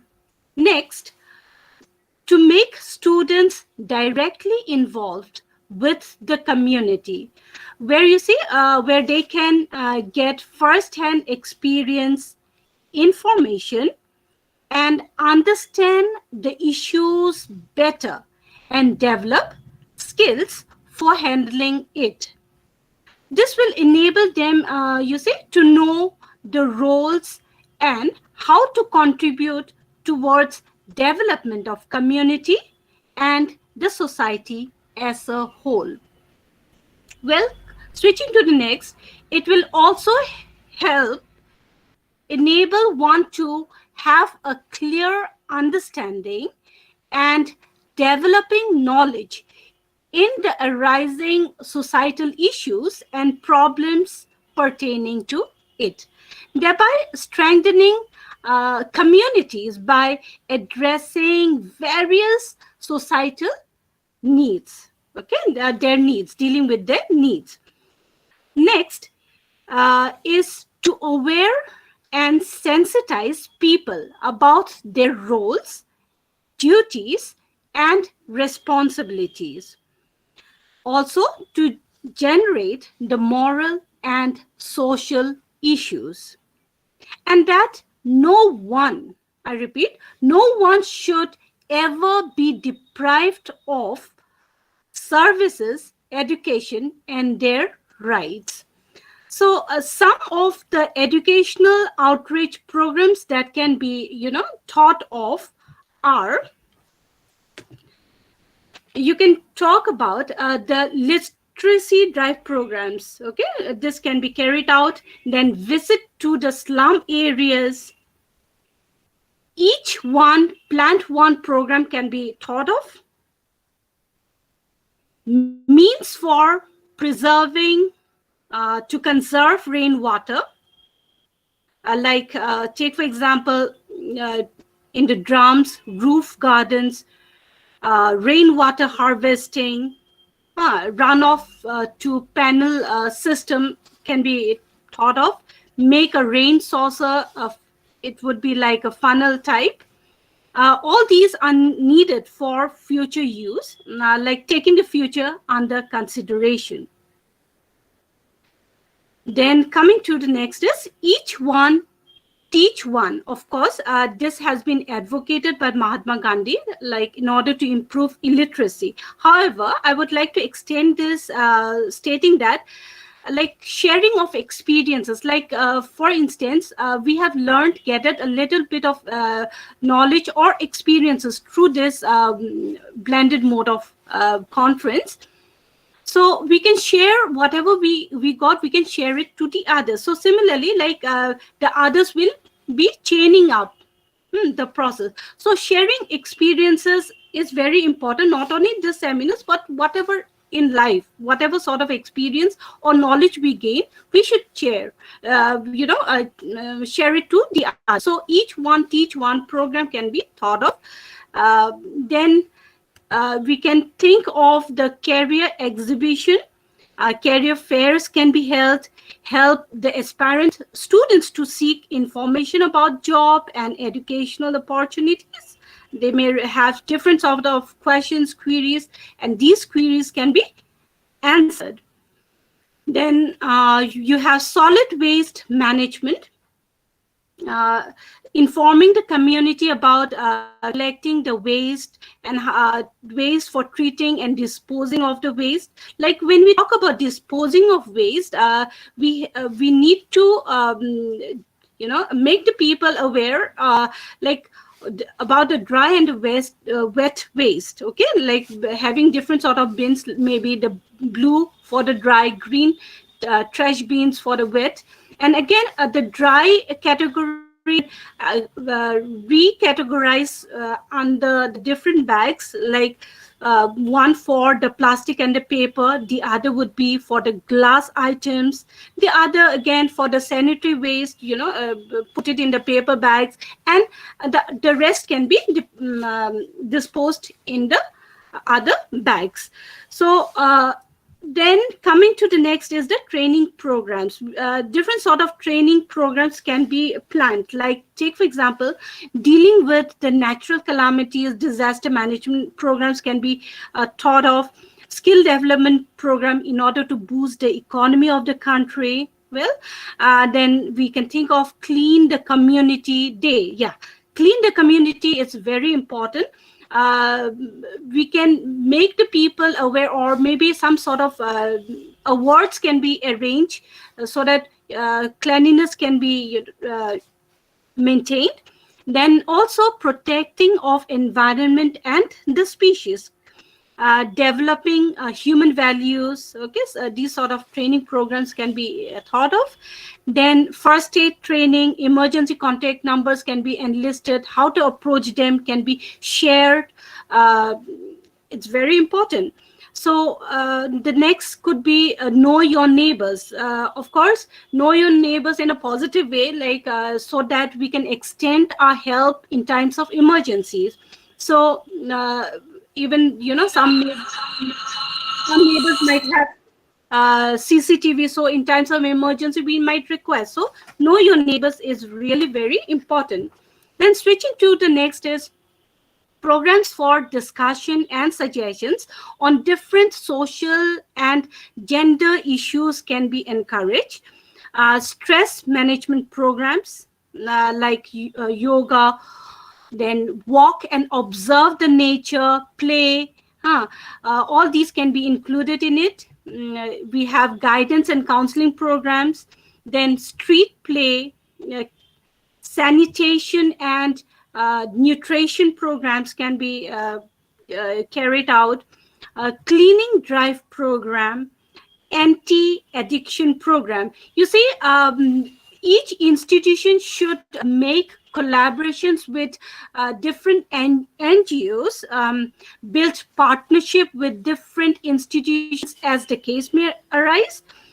So when you see students are made to involved in such programs, they develop knowledge, they develop the soft skills, leadership skills, and understand their roles and responsibilities as a citizen, and help to open up new pathways for growth, welfare, and success of the community. All right. I hope the importance of educational outreach program is underlined in this discussion of mine. Well, I believe one who thinks for the well-being of others and wishes to secure the life of others will always find a way out to serve the community. So without taking much of time, that's it for today. Thank you so much. Jai Hind. Thank you, Madam Bobby Masanda, for a detailed presentation on how to. Am I audible? Yes, and yes, clear? sir. Yes, sir. Yes, sir. Okay. For your detailed presentation on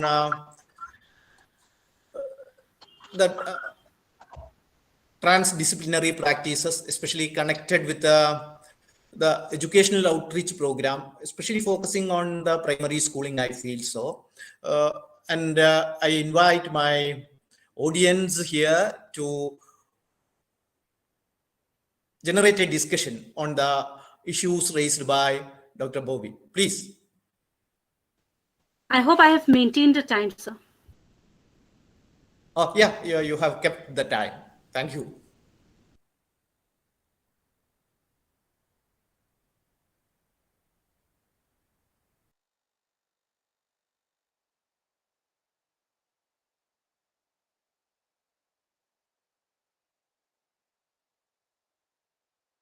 Participants, please raise some discussion questions or points so that this session will be live. Otherwise, this will be a monologue. Please do join in.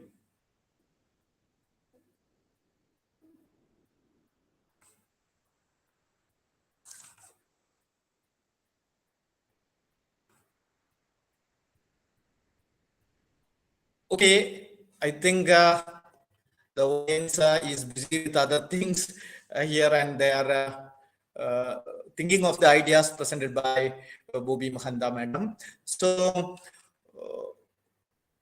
I invite Dr. Archana Pal, Associate Professor of Sociology, DAV PG College, Dadarun, Uttarakhand, to have her presentation on impact of visuals in ethnomethodological studies. I think it will be a different kind of presentation because both the previous two presentations were from education field, and Madam Archana Pal will be focusing on sociological, especially ethnomethodological studies. Welcome, Madam, please.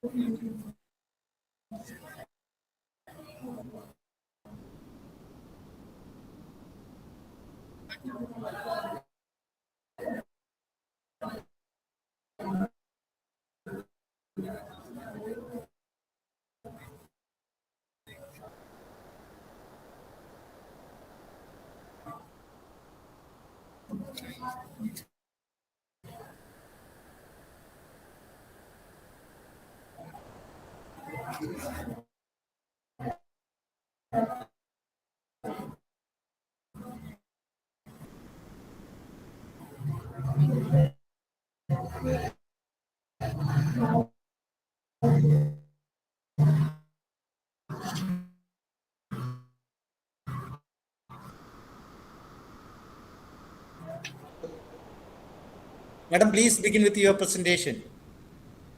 Am I audible for you, Dr. Archana Pal?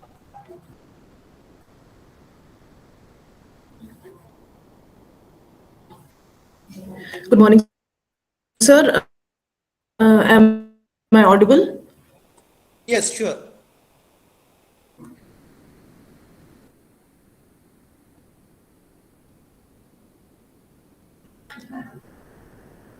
Hello? Yes, you are audible. Audience, am I audible for you? Hello? Yes. Yes, sir. You're audible.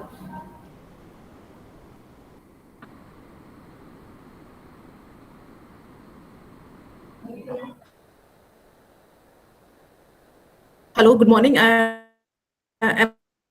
I audible?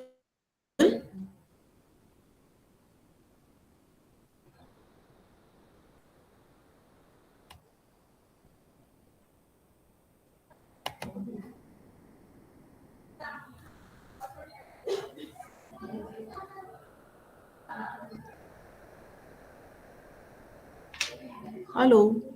Hello. Welcome. Please begin with.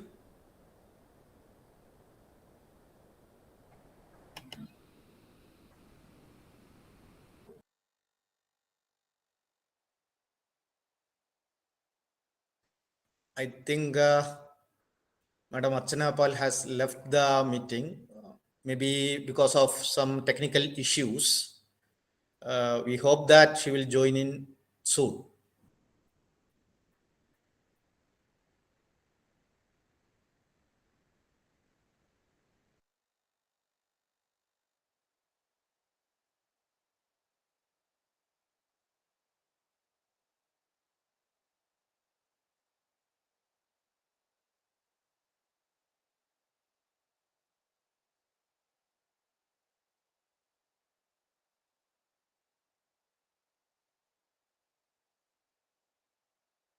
Shall we have a discussion on the previous two presentation now till the Madam Archana Pal is joining in?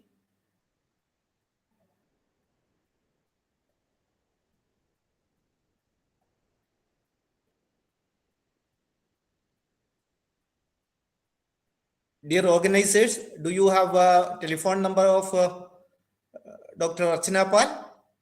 Are you connecting with her?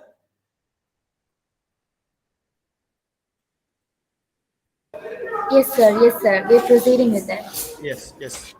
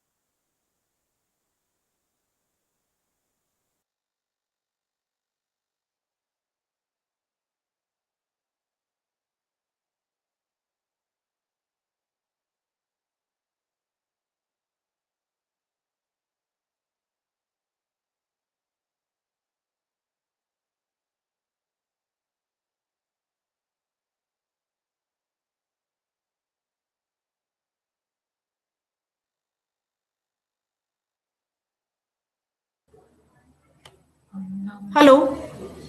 Hello, madam. Welcome. Please begin. Hello, am I audible now? Yes, yes, sure. Okay, sir. Thank you, sir. There was some technical glitches. It's all right. Please begin. Yes, sir. I'm just sharing my screen.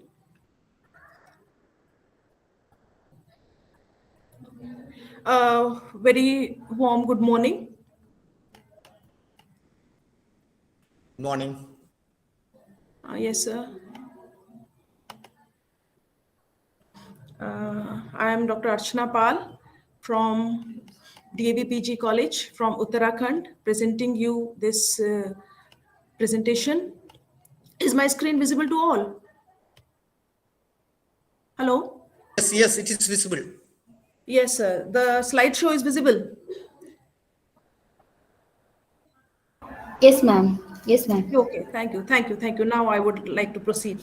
Very warm good morning from comparatively colder part of North India. It is Uttarakhand. I am sitting in the capital of Uttarakhand, that is Dehradun.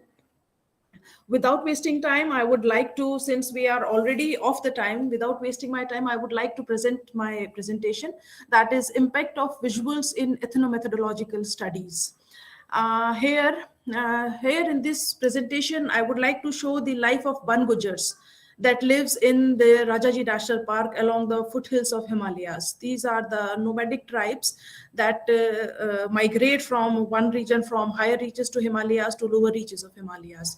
The keywords that I have used in my presentation is these Bangujars, nomads, transhumanists, and ethnomethodology. What I would like to do is I would like to tell about one by one.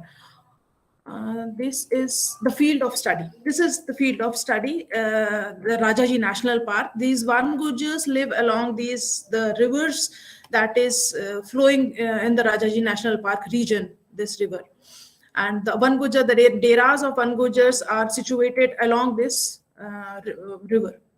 Nomads. What are these nomads? Nomads are the tribal people who move from place to place along with their kettles. Here, one thing that I would like to tell is the visual sociology. It is a comparatively newer field of science, newer field of study, in which we try to show the results of the study through visuals, as visuals create more impact on the mind of a researcher, on the mind of scholars, on the mind of any reader or anyone else. So rather than telling you, I would like to show the impact the visuals plays in the mind of audience or in the mind of people.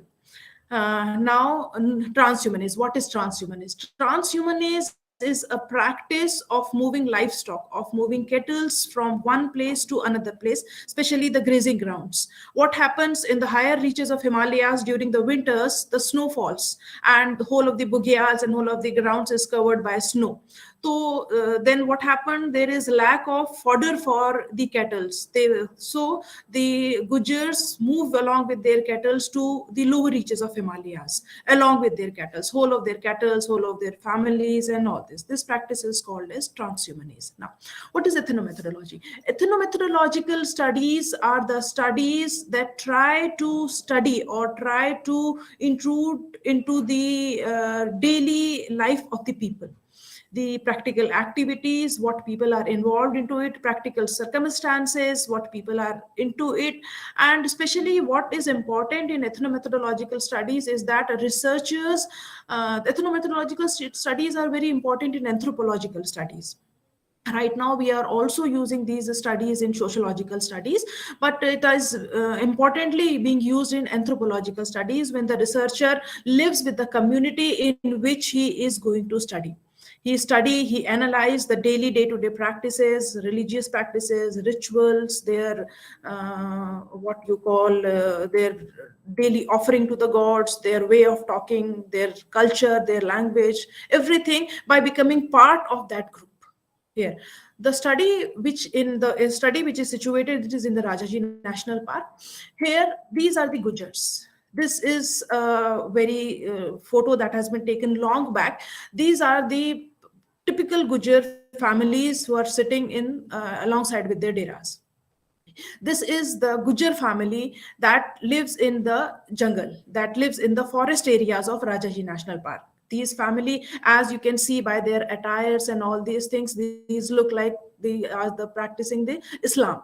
And all of the Gujars are practicing Islams, and there hasn't been any single family that is following a Hindu religion. Now, these are the deras. These are the deras in which these Ban Gujars live. What happens in a single dera, all the brothers of a single family will live.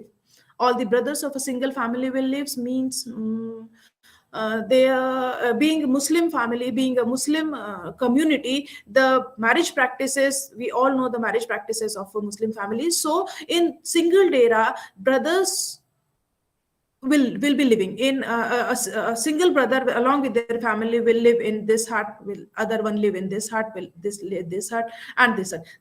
This is the single dera. Now, what happens? These family, what they do? They build a trench covering their deras. What will they do? They will dig a trench covering their deras so that the reptiles do not enter their deras, or small animals like foxes, hyenas, and even though tigers can jump over there, but still it helps them protect themselves from the reptiles like snakes and small forest, like wild dogs and all those things, though wild dogs are not being seen in these areas, but still this is the practice. Now, this is the inside of the dera, inside of the home. There is this single room in which the single family will be staying, and what is behind this wall is the kitchen. Every single house of every dera will have a settlement like this. They will be sitting like this only. And what is important in this room is this chulha. This is the fireplace. This fireplace is not used for cooking purpose. The fireplace for the cooking purpose will be behind this wall. The fireplace of this fireplace is being used for keeping the house warm, and this fireplace is exactly in front of the main entry door. This is the main entry door from where light is coming, and this is the fireplace which is lighted during the night so that the animals do not enter their huts. Wild animals do not enter their huts, and in addition to protection, these fireplace provide warmth to the people living in this hut. This is again another dera in which this fireplace is being visible right in front of the house. Yes, this is we people along with our research scholars sitting and interrogating, and just not interrogating, just interacting with the people and collecting our data for the presentation, collecting our data for our researches. So here we can see the fireplace. Here, this is the main door entry, and here all the people will be sitting on floor only. They do not have any furniture rather. Since they are the migratories, they do not collect the furnitures and all those things. What will they will be having? They will be just having the essential clothes to keep them warm, essential clothes to keep them covered, and nothing else. Nothing for like that you can call as furniture. This is again. Now, these are the girls of Ban Gujars. What is their leisure time? What is their leisure practices? What are they doing? These are the colored threads lying over there. And these girls are, what they are doing, they are just quilting something on this Ultratech cement bag. You can see that in earlier image, you are seeing these small carpets. They are being woven or they are being made by them only, like all these leisure time activities. What they will be doing. One thing is also important, the jewelry they are just adoring. The jewelry they are wearing, they make their jewelries on their own. Now, this is the glimpse of the kitchen they have. As I have said, they do not have so much of belongings with them. These are just the minor belongings they will be having. 1, 2, 3 plates, 1, 2, 3 cups, and wok and all these things. This is the minimum bare necessity what they could be able to sustain with themselves. This is the closure look of the same thing. Now, this is the thatch. This is the thatched roof they make for covering their huts. Why this thatched roof? Because this thatched roof protect themselves from rain, although the major part of this is being open, but still they do something to cover all these things. And while migrating and while leaving their deras, it is easy to dismantle. What they do when they are supposed to migrate, when they will be migrating to the higher reaches of Himalaya, they turn this thatched roof off and keep their deras like this only. And when they return, when they will be returning, this is the thatched roof. Yeah, this is the thatched roof. What they will do, when they will be migrating to higher reaches of Himalayas, what they will do, they will just turn off, they topple down this thatched roof and keep their deras like this only. These are the kettles. What type of kettles they are rearing? They are just rearing buffaloes, because there is the maintenance of the buffaloes is much more easier as compared to cows and sheep and all those things. Sheep tend to get diseases quite often, even the goats and even the cows cannot travel long distances, so for them buffaloes are easier to rear them. So they used to have small buffaloes, and it's not that they will not be having goats and sheep. They do have goats and sheep also, but still. Now, what you can see here, you can see a pond. What they do, they dig 2 water holes. One water hole is for animals, and another water hole is for drinking purpose, for themselves. For animals, there will be a bigger type of water well like this. The animals will be getting water to drink, to bath from this hole, and they will be digging another water hole for drinking purpose along the riverside. Now, this is the jewelry that I was telling. They make this jewelry on their own. The girls, this is the leisure time activity, what the girls do with this. With their spare time. This is again another settlement of Ban Gujjar's family. This is the single pillar on which the thatched roof, you can see this roof. This roof is all covered with thatches, with the other transparency sheets and all these things. There will be a single cot that can be transportable. These are the boxes in which they just pack their belongings, and either they will be keeping the heavy belongings here only, or they will be traveling. Because when they migrate from, I hope I'm audible. Hello? Yes, you are audible. Hello? Yes, ma'am. Yes, You are audible. Thank you. Yes, sir. Okay, I was feeling that it's not like a monologue that only I am speaking and no one is able to listen to me. Okay, and this is the thatched roof that they used to build and keep their home. It's a quite a big settlement. What they will do, they will just leave their heavy belongings here only, and they migrate with their lighter belongings to higher reaches of Himalayas, like Himachal Pradesh, like Uttarkashi in higher Himalayas, and similar even to they migrate to J&K also. Some people will migrate to Uttarkashi, the higher reaches of Uttarakhand. Some people will migrate to Himachal Pradesh. Some people will migrate to Jammu and Kashmir. Likewise, they carry lighter weight. They also have their mules with them for carrying beast of burden, like beast of burden. They to pack their things. Now, one thing is also important. The Rajaji National Park is quite being known for its elephants. Elephants are quite in a number of places are there. So what they will do, they will make their deras on a little bit higher altitude. A little bit higher altitude so that elephants could not climb over there. So this, I have taken this photo from comparatively lower altitude, and this whole of the thatch and this whole of the dera is at quite higher altitude so that elephants do not climb these deras. This is an elderly couple of Ban Gujars. They have a joint family. They practice the joint family system. This is the settlement. This may be a common place for assembling people, for combining unity. Like it can be acted as a community hall. Okay, so this was my presentation, and through this presentation, what I had tried to show what impact the visuals have on people's mind. Hope with this presentation everyone could be able to have an idea of the life of Ban Gujars, the presentations of Ban Gujars, how they live, how they look like, and how they I know with such a small span of time I could not present whole of the areas in which they migrate and whole of the settlements in which they live. But still, with these visual effects, I had tried to make an impact of the visuals on my studies to others. Hope the distant peoples from all the corners of the country could have an idea of these Ban Gujars.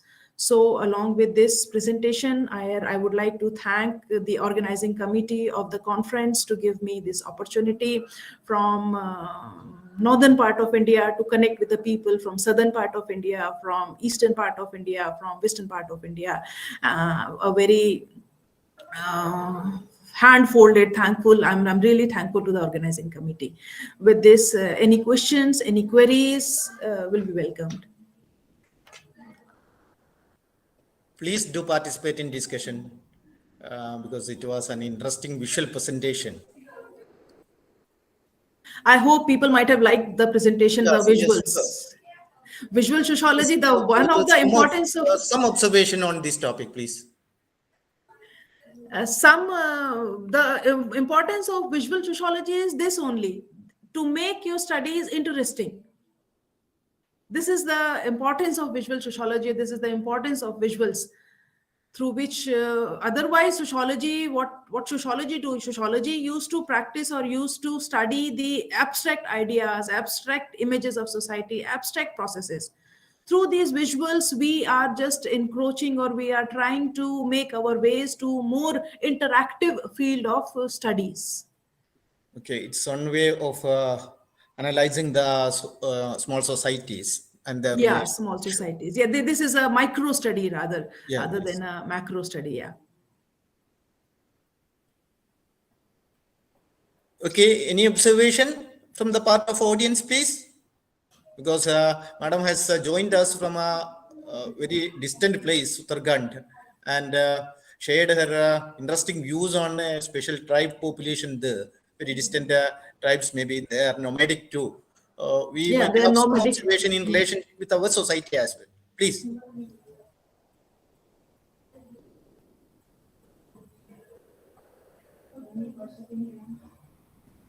Hope there was not any connectivity problem after that. If there are any observation, discussion points, please raise regarding not only this presentation, the other presentations as well. Please. So that let the presenters feel valuable. Yes, sir. At least listen to them and pick up some ideas through their 15 minutes or so they have spent with us. Please. Even if there is no query, it can be just observations. Observation, clarification of thoughts, more knowledge gaining things?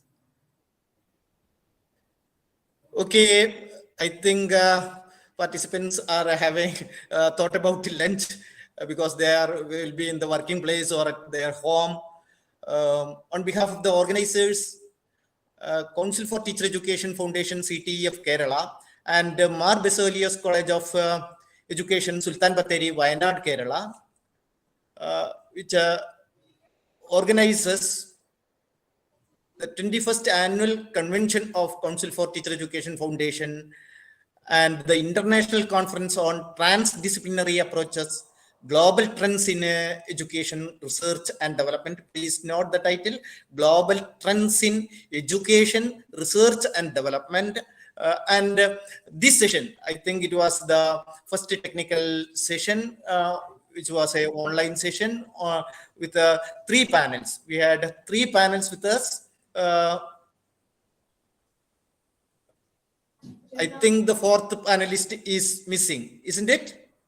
Has Ruby joined in? No, sir. No, sir. Okay. Okay. No, sir. She is So, not coming. Pardon? No, she is not coming, sir. Okay. Okay. So this panel discussion was on the theme transdisciplinary approaches in managing quality systems of education.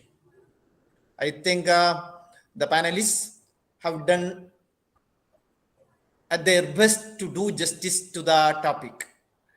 We had 3 panelists, Dr. Asha JV from School of Pedagogical Sciences, Mahatma Gandhi University, Kottayam. Then Dr. Bobby Mahanda from Balurghat B.Ed College Principal, West Bengal, and Dr. Archana Pal, Associate Professor from Dehradun, Uttarakhand. They have dealt on 3 different topics. I think it was somewhat multidisciplinary than transdisciplinary. Dr. Asha spoke about managing quality ecosystem in education. I felt that Madam's presentation was mostly on higher education, its quality, parameters, etc. And Dr. Bobby Mohanda spoke about, I think, school education, their curricular experiences of children, how we can make the such curriculum in schools being transacted as more transdisciplinary in nature, some issues, social issues, which can be connected, etc. So, Dr. Asha was speaking about the importance of collaborative ecosystems in higher education. According to her, that need trust and credibility of partners, of various stakeholders of education, from the student level to the higher ups in the higher education system of the country. Dr. Asha was also trying to connect this quality with the technological shifts, especially changes infused in learning management systems due to the introduction of technology. Dr. Asha tried to define quality in terms of educational outcomes and as well as research extension and consultancy services. And these were connected with the demand for foreign or education abroad, and she wanted to equip our higher education teachers through continuous professional development on educational systems, sustainability, disruptive technologies, and she also spoken much about the specialization in higher education professionals, especially for using technology, evaluation, classroom teaching, etc. These aspects, sustainability, educational ecosystem, disruptive technologies, or generally technology use and the related issues, are issues of education system in general. It is not limited to higher education only, though Dr. Asha spoken about it only, which can be solved or which can be approached through the lens of transdisciplinarity. Transdisciplinarity actually is regarding the issues that are interconnecting the society, as well as economics and environment. This transdisciplinarity actually is a word, for your all knowledge, first used by one of the educationists you all are much aware about, Jean Piaget, as a in an attempt to explain the knowledge development or epistemological development in children. So what Dr. Bobby Mahanda was doing, trying to communicate us through her focus on attempting to improve our communication and attempting to improve the quality of primary education through reaching everyone by forming appropriate chains which are not cut off, and directly involving students in community so that they understand the real issues in the society, just like water problems or water harvesting or solid waste management or their own duties and responsibilities in society, etc. When transdisciplinarity, I think, comes in two perspectives. One is in a global perspective. When we go global, when we think about the ecosystem, for example, or sustainability, for example, or poverty, for example, or quality of education, for example, or to that matter, quality of teacher education, for that matter, or any aspect of the teacher education, etc. These have global dimensions which connect all these issues, including poverty or water problems, sanitization, quality of education, or rising sea levels, or threat to humanity. All these sustainable development problems are global in nature and can be solved through the education, research, and development which transcend the disciplines. That is the importance of relevance of transdisciplinarity in education, which emerged, which gained attention from 1990s onwards, in parallel with the emerging awareness or alertness about the ecological problems that the earth faces. So what Bobby Mahanda madam was trying to attempt, I feel, is to sensitize the youngest generation in schools about these issues through some mode of curriculum reformations which focus on workshops, public talks, or community visits, or community service, each one teaching one, etc., etc. I thank Bobby Mahanda madam and Dr. Asha for connecting the topic with the two levels of education. And coming to the impact of visuals in methodological studies, it was a very new thing for most of us are here. Education is focusing on education only, and a few will have a sociological specialization as well. And ethnomethodology as a researcher, it will be helping us to focus on local issues rather than the global issues that we have already discussed on. The local issues, for example, very local issues, how to connect, what are the problems of using technology in classrooms, what are the problems of communication with our students, etc., will be made a problem in cases like these tribal people who are nomads, etc. So making curriculum for them, from an educational perspective I am speaking, making curriculum for them, communicating with them in a quality way so that they achieve the outcomes, etc., is a problem. And such problems can be solved only from the blending of by crossing the boundaries of the discipline, not only sociology, but also psychology, but also technology, the historical background, the linguistic studies, etc., etc. This is the relevance of transdisciplinarity. Though these three issues will does not cover all the areas where the education or teacher education in which we are much interested in, the most of the audience are interested in through these topics. But these three topics, these three presentations by Dr. Asha, Dr. Bobby, and Dr. Archana Pal have given us as a glimpse to what the relevance of transdisciplinarity, especially for the development, research, education, etc. in the various level of education. And on behalf of the organizers, I thank three participants, Dr. Asha, Dr. Bobby, and Dr. Achana, for their very interesting and eye-opening presentations. I thank the whole audience as well as the organizers, including Madam Dr. Grace Annie Matthews, Dr. M.S. Geeta, President of IRO, Dr. Shashikumar Sir, Most Reverend Dr. Joseph Mar Thomas Sir, Bishop of Bathery Diocese, Dr. Rajeshwari Madam, Dr. Anwar, Dr. Nimi Mary, Dr. Anim Kumar, Principal of Basarius College, Dr. Sunil, etc., who are part of this organization, organization of this international conference, for giving me opportunity. And I thank the presenters, I thank the audience, and I thank the organizers for this opportunity and making this session useful on. Thank you all.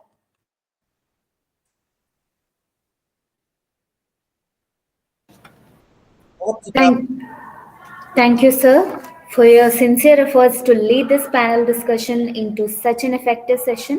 This session was indeed so resourceful and deliberately enriched. Thank you once again, sir.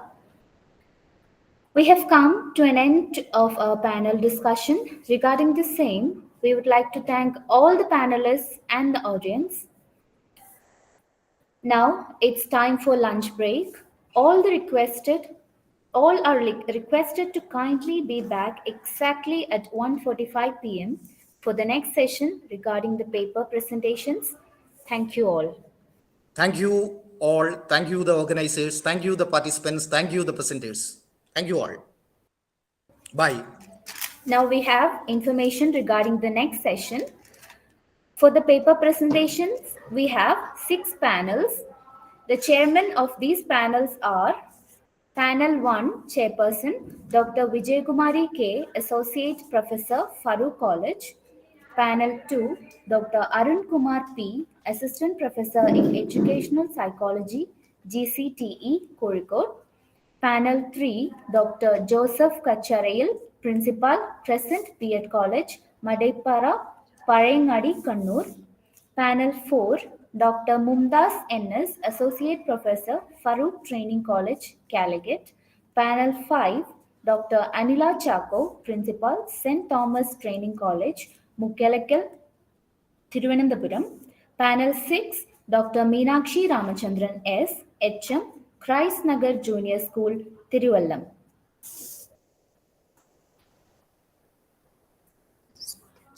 This is for the information of the chairman and presenters. Kindly get connected to your panel at sharp 1:45 p.m.